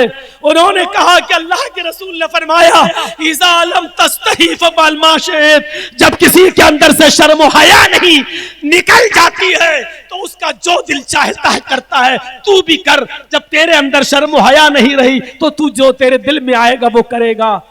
अल्लाह के इस बंदे ने, इमाम शोबा ने किस दिल से ये हदीस सुनाई थी, उसके दिल को चुभ गई। और अब्दुल्ला इब्ने मुस्लिमा ने उनके घोड़े की लगाम को छोड़ा और कहा, अरे इमाम शोबा, अभी तक तो मैं आपसे मजाक कर रहा था, अभी तक तो मैं आपसे दिल लगी कर रहा था, लेकिन आज से मेरा मजाक खत्म, आज से मेरी दिल लगी खत्म। और यहीं से उसकी जिंदगी में इनकलाब आया, यहीं से उसकी जिंदगी चेंज हुई। और अब्दुल्ला इब्ने मुस्लिमा इतने बड़े मुहद्दिस बने, सिर्फ मुहद्दिस ही नहीं बल्कि सियासत लिखने वाले मुसन्निफीन के उस्ताद भी बन गए। मेरे प्यारे साथियों, हदीस सुनने के लिए और अपने आप को बदलने के लिए पूरी रात का जलसा जरूरी नहीं है। एक हदीस भी इंसान के दिल को झंझोड़ देती है, और एक हदीस सुनने के बाद भी इंसान अपने आप को चेंज कर लेता है और अपने आप को बदल देता है, अपने अंदर चेंजिंग ले आता है, अपने अंदर तब्दीली ले आता है। अल्लाह के इस बंदे ने किस दिल से हदीस सुनाई कि इमाम शोबा की जबान से निकले हुए हदीस के इस अल्फाज ने अब्दुल्ला इब्ने मुस्लिमा का नबी की जिंदगी को बदल दिया, और वो सियासत के मुसन्निफीन के उस्ताद कहलाने लगे। मेरे भाइयों, शर्म व हया बहुत जरूरी है हमारी और आपकी जिंदगी में। शर्म व हया का ताल्लुक मर्दों से भी है, मर्दों से भी। आइए जरा मुस्लिम शरीफ की एक हदीस मैं आपके सामने रखता हूं। इसको इमाम मुस्लिम किताब फज़ाइल सहाबा के अंदर नकल करते हैं, हजरत उस्मान के मनाकिब को बयान करते हुए हदीस लाए हैं। एक मर्तबा अल्लाह के नबी जनाब मोहम्मद रसूलुल्लाह सल्लल्लाहु अलैहि वसल्लम अपने घर में लेटे हुए थे। उनकी बीवी आयशा मौजूद थी और आपका सतर ढका हुआ था। सतर तो छिपा था, मर्द का सतर नाफ से लेकर घुटने तक है, इतना ढका हुआ था। लुंगी पहने हुए थे तो घुटने तो ढके थे अल्लाह के नबी के, लेकिन बीच से लुंगी थोड़ी खुली थी, ऐसे घुटने ढके थे, सतर ढका हुआ था। अम्मा आयशा बैठी थी, बीवी थी। थोड़ी देर के बाद दरवाजे पे दस्तक हुई। मुस्लिम शरीफ की हदीस के अल्फाज, दरवाजे पे दस्तक हुई। अम्मा आयशा ने बढ़ के दरवाजा खोला, देखा कि अब्बू खड़े हैं, अबू बकर सिद्दीक रज़ियल्लाहु ताला। सलाम किया, अस्सलामु अलैकुम व रहमतुल्लाह, जवाब दिया। अबू बकर सिद्दीक ने कहा, बेटी आयशा, अल्लाह के रसूल से इजाजत लीजिए, मैं नबी अकरम से मिलने आया हूं। अम्मा आयशा ने कहा, अल्लाह के रसूल, मेरे अब्बू आए हैं, अबू बकर आपसे मुलाकात करने। आपने कहा, आने दो। इजाजत मिल गई। हजरत अबू बकर सिद्दीक अंदर आ गए। जरा गौर से सुनिएगा। बैठ गए, अल्लाह के रसूल लेटे रहे। आपकी लुंगी घुटनों से नीचे रही और बीच से खुली थी, वो खुली रही। कुछ देर गुफ्तगू हुई। उसके बाद थोड़ी देर के बाद फिर दरवाजे को दस्तक हुई। अब अबू बकर सिद्दीक गए, दरवाजा खोला तो सामने उमर फारूक खड़े हैं। सलाम किया, जवाब दिया, कहा इजाजत लीजिए, मैं अल्लाह के रसूल से मिलने आया हूं। अल्लाह के नबी ने फरमाया, उमर को भी इजाजत है, अंदर आने दो। जब उमर फारूक भी आए तो उमर फारूक रज़ियल्लाहु ताला अन्हु भी बैठे रहे और अल्लाह के नबी सल्लल्लाहु अलैहि वसल्लम उनको देखकर भी लेटे रहे। आपकी लुंगी घुटनों से नीचे ही रही, लेकिन बीच से खुली थी, वो खुली रही। थोड़ी देर के बाद फिर दरवाजे पे दस्तक हुई। अबू बकर सिद्दीक ने दोबारा दरवाजा खोला तो सामने उस्मान गनी खड़े हैं। सलाम किया, जवाब दिया। फरमाया, आए अबू बकर, अल्लाह के रसूल से इजाजत लीजिए, मैं अल्लाह के नबी से मिलने आया हूँ। अबू बकर सिद्दीक आए और फरमाया, उस्मान गनी इजाजत लेने, घर में अंदर आने की इजाजत मांग रहे हैं। आपने फरमाया, अभी उनको बाहर रोके रहो, अभी उनको अंदर मत आने दो, बाहर रोके रहो। उसके बाद आपने अपनी लुंगी को नीचे किया, समेटा, जो बीच से खुली हुई थी, आपने उसको पैरों से पैर दोनों मिलाया, लुंगी को नीचा किया और आपने अपने आप को समेटा और उठकर बैठ गए। आपने अपना कपड़ा बिल्कुल सही कर लिया। उसके बाद में फरमाया, उस्मान गनी को अंदर आने की इजाजत दो। अब उस्मान गनी आए। जब तक उस्मान गनी अल्लाह के नबी के पास बैठे रहे, अल्लाह के नबी भी बैठे रहे। जब ये तीनों लोग चले गए, अबू बकर भी, उमर फारूक भी, उस्मान गनी भी, तो हजरत आयशा सिद्दीका ने पूछा, अल्लाह के रसूल अजीब बात, मैं आपके पास बैठी थी, आप लेटे रहे, मेरे बाप अबू बकर आए, आप लेटे रहे, उमर आए, आप लेटे रहे, अल्लाह के नबी सल्लल्लाहु अलैहि वसल्लम आपने इन सबसे बैठकर बात की, आपकी लुंगी घुटनों से नीचे थी लेकिन बीच से खुली हुई थी, आपने इन सबसे ऐसे ही कलाम किया और लेट कर गुफ्तगू की। लेकिन जब उस्मान गनी आए, आपने उनको अंदर आने की इजाजत देने से पहले आपने लुंगी नीचे की, आपने अपने पैरों को समेटा, आप अच्छी तरीके से बैठ गए, आपने अपने कपड़े को संभाला। आखिर उस्मान गनी के आने पर आपने ऐसा क्यों किया? तो आपने फरमाया, आयशा तुम्हें उस्मान की शख्सियत नहीं पता, तुम्हें उस्मान के बारे में नहीं पता। उस्मान के आने पर मैं उनके आने से पहले अपने कपड़े को समेट कर बैठ गया और मैं इस तरह बैठ गया और अपना कपड़ा सही कर लिया। अरे उस्मान वो शख्सियत है, उस्मान वो हस्ती है कि इसको देखकर आसमान के फरिश्ते भी हया करते हैं, इसको देखकर आसमान के फरिश्ते भी हया करते हैं। तो फिर मैं हया क्यों नहीं करूं? फिर मैं हया क्यों नहीं करूं? इसलिए जब उस्मान आए तो मैं ज्यादा हकदार था कि मैं उस्मान से हया करूं। इसलिए हजरत उस्मान को कामिलुल हया भी कहा जाता है और कामिलुल ईमान भी कहा जाता है। ये दोनों उनके लक़ब थे, कामिलुल हया और कामिलुल ईमान। मेरे भाइयों गौर करो, हजरत आयशा से कहना, आयशा उस्मान वो मामूली हस्ती नहीं है, उस्मान वो है जिसको देखकर आसमान के फरिश्ते भी हया करते हैं, तो मैं क्यों नहीं हया करूं? मेरे भाइयों हया का ताल्लुक सिर्फ औरतों से नहीं है कि औरतें ही हया करें, हया का ताल्लुक मर्द से भी है। अल्लाह के रसूल भी कुंवारी लड़की से ज्यादा शर्मीले थे, कुंवारी लड़की से ज्यादा बाहया थे। हदीस की किताबें पढ़ेंगे तो आपको पता चलेगा कि अल्लाह के रसूल भी बड़े शर्मीले थे और काम एक कुंवारी लड़की से भी ज्यादा हया आपके अंदर मौजूद थी। हया ईमान की एक शाख है जो होना चाहिए। हाँ, यह अलग बात है कि इसका ताल्लुक सिनफे नाजुक से, हमारी माँ बहनों से कुछ ज्यादा है, उनके अंदर हया का पहलू कुछ ज्यादा होना चाहिए। और क्यों नहीं हो कि अल्लाह तबारक व तआला ने हया उनके अंदर कूट कूट के भरी है और रखी है। आज चारों तरफ उर्यानियत का बाजार है, जहां देखो आज हया औरतों के अंदर से भी उड़ चुकी है। अगर नकाब भी लगे हैं तो दाल मंडी चले जाओ, नकाब चेहरे खुले हुए नजर आएंगे। चेहरा सिर्फ जिस्म पर नकाब और चेहरा खुला रहे। मेरे भाइयों आप जगह जगह दे सकते हैं बेशर्मी और बेहयाई और हया का उड़ता हुआ जनाजा। आप हया का अंदाजा इस बात से लगा सकते हैं कि अल्लाह के नबी सल्लल्लाहु अलैहि वसल्लम ने औरतों को मस्जिद में नमाज पढ़ने आने की इजाजत तो दी है। औरतें मस्जिद में नमाज तो पढ़ सकती हैं, इजाजत भी है, बल्कि अल्लाह के रसूल का ये फरमान भी है, ला तमनऊ इमा अल्लाहि अन युसल्लीना फिल मस्जिद।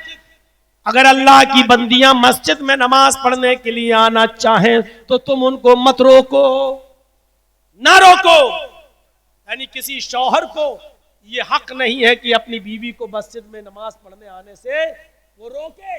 इजाजत है, औरत मस्जिद में आ सकती है, नमाज पढ़ सकती है, लेकिन इसके बावजूद अल्लाह के नबी जनाब मोहम्मद रसूलुल्लाह औरत को यही हुक्म दे रहे हैं कि औरतों का घर में नमाज पढ़ना उनका मस्जिद में नमाज पढ़ने आने से ज्यादा अफजल है, सिर्फ इसीलिए कि औरतों की शर्म हया बरकरार रहे। औरतों का घर में नमाज पढ़ना, और एक हदीस में भी तफसील का घर के आंगन में नमाज पढ़ना, घर में भी नहीं, पूरे घर में जा, औरत का घर के आंगन में नमाज पढ़ना, और आंगन से बेहतर है कि घर के सहन में नमाज पढ़ना, सहन से भी ज्यादा बेहतर है औरत का घर के बरामदे में नमाज पढ़ना, और बरामदे से भी ज्यादा बेहतर है कि औरत का अपने घर के कमरे में नमाज पढ़ना ये ज्यादा बेहतर है। इतनी पाबंदी, जरा गौर करो, सिर्फ इसलिए कि जितना वो मर्दों की नजरों से दूर रहेगी उतना ही ज्यादा उसके लिए बेहतर है। और ये उस जमाने में अल्लाह के नबी सल्लल्लाहु अलैहि वसल्लम फरमा रहे हैं जिस जमाने में खुद अल्लाह के नबी मस्जिद में नमाज पढ़ाया करते थे और औरतें आपके पीछे नमाज पढ़ा करती थी। कौन नहीं चाहेगा कि नबी के पीछे नमाज पढ़े? किसकी तमन्ना नहीं होगी? अरे एक सऊदी अरब के जब इमाम चले आते हैं तो उनके पीछे नमाज पढ़ने के लिए तो औरतों का इंतजाम नहीं भी होता है तो औरतें चली आती हैं और उनके लिए बाकायदा अलग इंतजाम करना पड़ता। अब आ गई है तो इनको कहां से भगाया जाए? जब सऊदिया के इमाम के पीछे नमाज पढ़ने के लिए आप इंतजाम करते हैं तो सोचो नबी के पीछे नमाज कौन नहीं पढ़ना चाहेगा? कौन मर्द और कौन औरत ऐसी होगी? और वो जमाना भी फितने का जमाना नहीं, लेकिन इसके बावजूद अल्लाह के नबी सल्लल्लाहु अलैहि वसल्लम औरतों से कह रहे हैं कि औरतों का घर में नमाज पढ़ना, घर से बेहतर है सहन में नमाज पढ़ना, सहन से बेहतर है बरामदे में नमाज पढ़ना, बरामदे से बेहतर है कि घर के कमरे के कोठरी में और कमरे में नमाज पढ़ना, ये ज्यादा बेहतर है। ये हुक्म है औरतों को सिर्फ इसलिए कि ये जितना मर्दों से दूर रहेंगी उतना ज्यादा बेहतर रहेगा मां और बहनों के लिए। सोचा कभी आपने? ये अलग बात है कि आज बहुत से लोग मस्जिदों में जाने ही से रोक देते हैं कि नहीं फितने का जमाना है। उनको 80 घाट पे जाती हुई औरतें नहीं दिखाई देती हैं, दाल मंडी में जाती नहीं दिखाई दे रही हैं, टिकटॉक पे जाती हुई नहीं दिखाई दे रही हैं, सारे फितने उनको मस्जिद में दिखाई दे रहे हैं। ये एक अलग चीज है, लेकिन हमें मालूम है औरतों को मस्जिद में जाने की इजाजत है, शरीयत इसकी इजाजत देता है, ये अलग मसला है। लेकिन औरतों को अल्लाह के रसूल ने घर में नमाज पढ़ना अफजल बताया, ये अलग मसला है। और सुनो, इसके बावजूद इजाजत है, आ भी गए मस्जिद में, अब आ भी गई, उनका अलग रास्ता, मर्दों का अलग रास्ता, ठीक है पढ़े, कोई हर्ज की बात नहीं है, मर्दों का रास्ता अलग, औरतों का अलग, लेकिन अब मस्जिद में आ भी गई है तो अल्लाह के नबी सल्लल्लाहु अलैहि वसल्लम ने अब इनको क्या हुक्म दिया है? क्या हुक्म दिया है? खैरु सुफूफिर रिजाली अव्वलुहा व शर्रुहा आखिरुहा। मर्दों की पहली सफ सबसे बेहतर है और आखिरी सफ सबसे बुरी। मर्दों की पहली सफ सबसे अफजल है।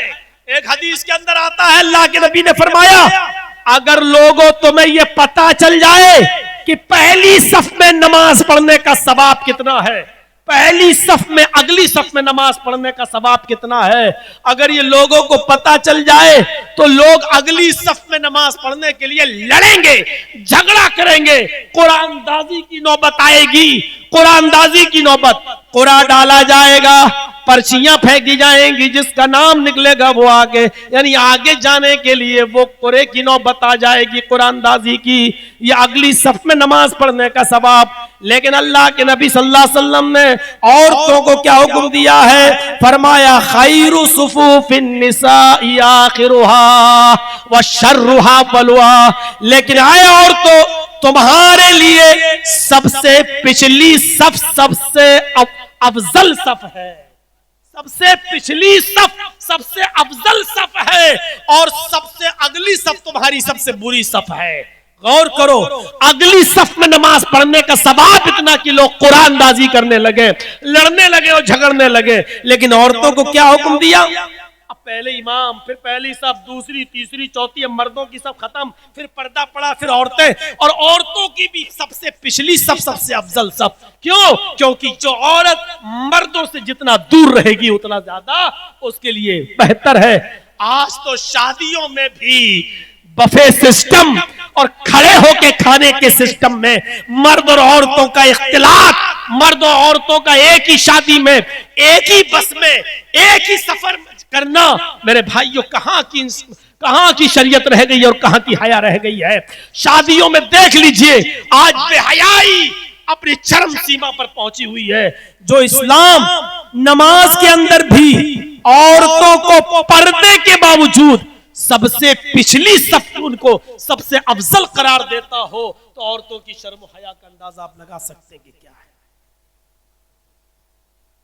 ये हमारी मां बहनें सोचें कि आपकी पहली सफ को बुरी सफ कहा है और आप पिछली सफ को सबसे अफजल, क्योंकि जो मर्दों से जितना दूर रहेगी वो औरत फितनों से उतना दूर रहेगी। ये शर्म हया, जो औरत जितना ज्यादा मर्दों से दूर रहेगी वो उतनी ज्यादा बाहया और बाशर्म होगी, और जो मर्दों से जितना करीब होगी वो उतनी ज्यादा बेशरम और बेहया। आप अंदाजा लगाइए। निकाह के मौके पर भी देख लीजिए, काजी लड़के से लड़की से, अल्लाह के रसूल ने क्या फरमाया, जब लड़की से इजाजत तलब करो तो जाहिर बात है कि निकाह के मौके पर लड़की थोड़ा शर्माएगी। अब आजकल तो ये माहौल बना हुआ है कि एक वकील होता है, दो गवाह होते हैं और वो जाते हैं लड़की के पास, लड़के का निकाह कराने से पहले लड़की से पूछते हैं कि साहब फला फला लड़के के साथ इतने इतने रुपए मेहर के बस तुम्हारा निकाह किया जा रहा है, तुम्हें कबूल है। अब वो लड़की बोलती नहीं है, खामोश है, तो लड़की की सहेलियां कोहनी मार मार के कहती है, कह दे हाँ है, कह दे कबूल है, कहलवाती है। और जब तक कहलवा न दे तब तक काजी दस्तखत नहीं कराता है। और वो मौलाना साहब जो बैठे हुए हैं वो पूछते हैं गवाहों से, लड़की ने कबूल किया? हाँ, तुम गवाह थे ना, तुमने सुना अपने कानों से? मेरे भाइयों, लड़की से इस मौके पर इजाजत तलब करना किसी हदीस में आया ही। लड़की से उसका वली उसी वक्त इजाजत ले ले जब रिश्ते की बात चल रही है, और उसी मौके पर वो बता भी देगी, बस इजाजत हो गई। और शादी वाले दिन अगर ससुराल की तरफ से, लड़के वालों की तरफ से, लड़के की तरफ से आए हुए कपड़े अगर लड़की ने अपनी मर्जी से और खुशी खुशी पहन लिए तो आप समझ लीजिए कि उसकी इजाजत है। उसने पहन लिए उसके भेजे हुए कपड़े, इसका मतलब वो राजी है, वो खुश है। शरीयत कहती है इस मौके पर जबरदस्ती उससे मत कहलवाओ, हाँ कबूल है, कबूल है। अल्लाह के रसूल ने कहा जब उससे इजाजत ली जाए, उसकी खामोशी ही उसकी इजाजत है। ये हया रखी है अल्लाह ताला ने औरत के अंदर कि उससे जबरदस्ती मत कहलवाओ कि हाँ कबूल है। अगर वो खामोश है तो समझ लो उसकी इजाजत है। कितनी हयादार होती है। आज की लड़कियों को हयादार कहोगे? मोबाइल खुद प्रपोज कर रही हूँ, कैसी लगी, मेरा सूट कैसा लगा?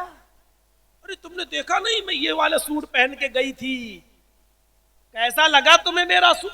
आज खुद कहती फिर रही हो तो ये हया कौन सा मायार होगा?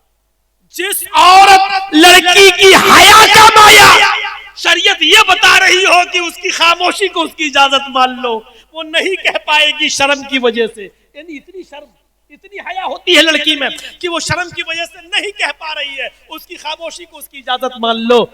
बेगैरतो, तुमने आज लड़की को बेशर्मी की और बेहयाई की किस दहलीज में पहुंचा दिया है। आज एक बाप का काम है लड़की के हाथ में एंड्रॉइड मोबाइल दे, एक बाप का काम है लड़की के हाथ में 15 और 20 हजार का ओप्पो और विवो दे, व्हाट्सएप चलाए और मैसेंजर चलाए और फेसबुक चलाए। आप जो शर्म हया की जिस मेराज पर मोहम्मद रसूलुल्लाह ने औरत को, लड़की को भेजा था, आपने उसको सबसे निचले स्तर पर गिरा दिया है। शर्म हया का हाल यह था कि लड़के को तो कहना पड़ेगा मैंने कबूल किया, लेकिन लड़की की खामोशी ही को इजाजत। तो लड़की में कितनी शर्म हया है, लेकिन आज लड़की के कपड़े कहां पहुंच चुके हैं, आज उनके ड्रेस देख लो कहां पहुंच चुके हैं। आज कोई कह सकता है कि कहने वालों ने कभी कहा था, किसी का कौल बताया था, हम नहीं कहते कि हदीस है, किसी ने बताया था कि लड़की के अंदर तो मर्द से 7 गुना ज्यादा शर्म होती है। तो मैंने उस कहने वाले से कहा था 7 गुना ज्यादा शर्म होती है तब उसकी बेशर्मी का ये हाल है। अगर कहीं मर्दों के बराबर होती तब तो हमें लगता है वो उतना भी कपड़ा ना रहता उनके। जब 7 गुना ज्यादा शर्म है तब ये हाल है, तो मर्दों के बराबर होती तो क्या हाल होता। कहने लगा यार तुम पता नहीं लाते कहां से हो ये सब बातें, अंदाजा लगा सकते हैं शर्म हया का। ये औरत की शर्म हया, लड़की की शर्म हया का ताल्लुक था। एक जंग थी जिस जंग के अंदर एक औरत का, अबू दाऊद किताबुल जिहाद उठाओ, एक औरत का बेटा मैदाने जंग में कत्ल हो गया, शहीद कर दिया गया। उसको खबर लगी उसकी मां को, जिसका नाम उम्मे खल्लाद था। उसको पता चला कि मेरा बेटा मैदाने जंग में शहीद हो गया। वो अपने बेटे की लाश को देखना चाहती थी। उसने चादर ओढ़ी, उसने अपना चेहरा छिपाया, सिर्फ एक आंख खुली थी बस उसकी, और हाथों में भी कपड़ा था, पैरों में भी कपड़ा था। जमीन से घिसटती हुई चादर जा रही थी। लोग पूछ रहे थे मैदान जंग में, अरे ये कौन औरत है? किसी ने बताया यही उम्मे खल्लाद है, यही उस बेटे की मां है जो शहीद हो गया है। उसने अपने बेटे की लाश को देखा। पूछने वाले ने पूछा, मां बहन तुम्हारे बेटे का इंतकाल हो गया, तुम्हारा बेटा कत्ल कर दिया गया है, और इस हाल में भी तुम अपने घर से इतने पर्दे के साथ, इतनी हया के साथ निकली हो, इतनी शर्म के साथ निकली हो कि एक आंख के अलावा तुम्हारा जिस्म का कोई हिस्सा नहीं दिखाई दे रहा है। इस हाल में तो औरतें पागल हो जाती है अपने बेटे की मौत की खबर सुनकर। वो दुपट्टा भूल जाती है, ओढ़नी भूल जाती है, बाल नोचने लगती हैं। और इस हाल में भी तुमने हया की इतनी हिफाजत की है, इस हाल में भी तुम अपने बेटे को देखने आई हो कि पर्दा और हया तुम्हारे जिस्म पर छलक रही है। तो उस औरत ने जो जवाब दिया वो जवाब ये था, इन उर्जा इब्नी फलन उर्जा हयाई। लोगों, मैंने मैदाने जंग में अपना बेटा खोया है, मैंने मैदाने जंग में अपना बेटा खोया है। मैं मैदाने जंग में अपना हया और अपना पर्दा नहीं खोना चाहती हूँ, मैं अपनी हया का जनाजा नहीं निकालना चाहती हूँ। ये उस जमाने की औरतें थी, अपने बेटे की शहादत की खबर सुनने के बाद भी कहती हैं, मैदाने जंग में मैंने अपना बेटा खोया है, मैं अपनी हया नहीं खोना चाहती, मैं अपनी हया का जनाजा नहीं निकालना चाहती। ये उस जमाने का हाल था। ये कौन सी हया थी, ये कौन सी शर्म थी, ये कौन सा पर्दा था? आज हमारे मुआशरे के अंदर पर्दा है, बुर्का और नकाब तो है, लेकिन बुर्कों की कैफियतें देख लो, बुर्कों वाले कपड़े देख लो, और बुर्कों में बनी हुई डिजाइनें देख लो। कहीं से भी पहनने वाली बुर्का लगता ही नहीं है कि बुर्का। और कभी हम बतौर इस्तेज़ा और मजाक के वो एक चुटकुला भी सुना देते थे। कभी कभी आपने भी सुना होगा कि आजकल के बुर्के को देखकर एक 70-80 साल की बुढ़िया ऐसे ही डिस्को बुर्का पहन के जा रही थी, तो एक नौजवान लड़का उसके पीछे लग गया कि बुर्का इतना खूबसूरत है तो बुर्के वाली कितनी खूबसूरत होगी। अब वो बेचारी अपनी उम्र की वजह से धीरे धीरे चल रही थी। लड़का समझ रहा मुझे लिफ्ट दे रही है, ये धीरे धीरे चल रही है। वो और समझ गया कि इसका पीछा करना चाहिए, जब ये स्लो है तो इसका मतलब हमें मौका दे रही है। वो बुढ़िया समझ गई ये कमबख्त मेरे पीछे पड़ गया है, ये हमें देखा ना भाला और हमें कुछ लड़की समझ रहा है।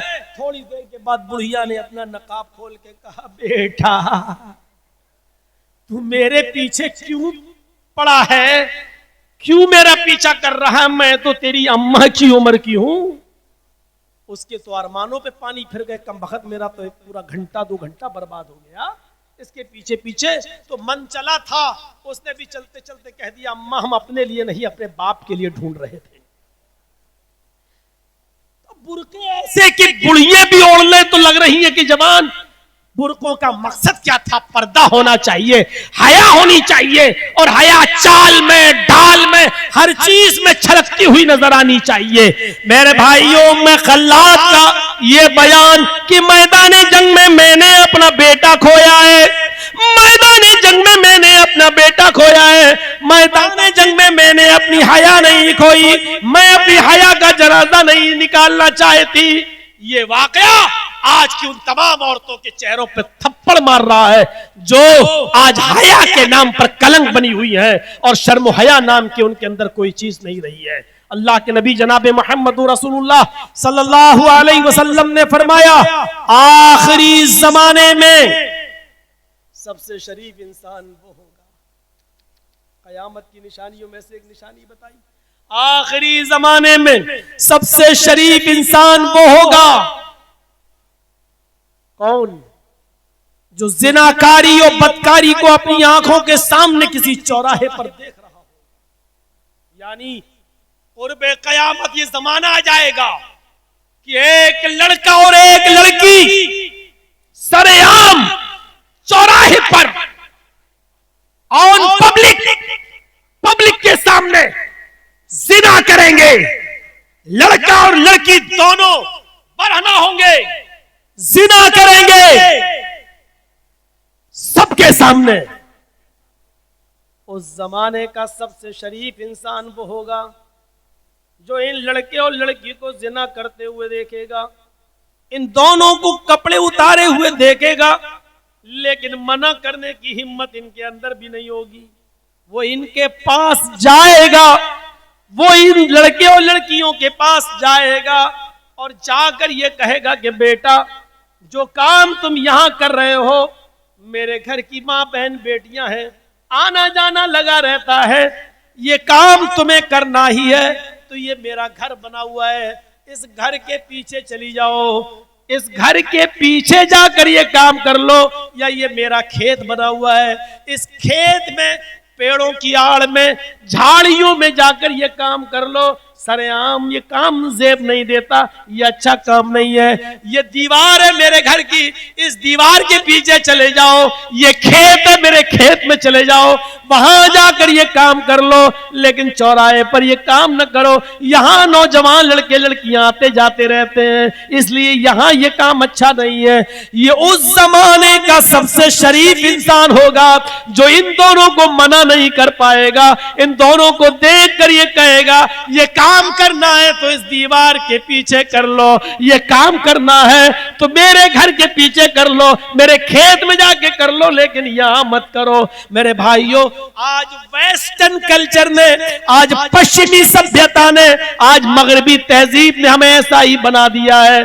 आप जगह जगह पे चले जाइए, ये अलग बात है कि अभी कपड़े तो नहीं उतरे हैं, लेकिन आप 80 घाट चले जाओ या कहीं घूमने के पब्लिक जहां घूमने जाती है वहां चले जाओ, चौपाटियों पे चले जाओ, तो आप इस स्तर पर तो हमारा समाज गिर चुका है कि आप मुंह से मुंह लगाए हुए जोड़ों को देखे रहेंगे, आप हाथ में हाथ डाले गले में देखे होंगे, आप एक दूसरे के साथ लेटे हुए भी देख लेंगे, आप एक दूसरे की कमर में हाथ डालते हुए चलते हुए भी देख लेंगे।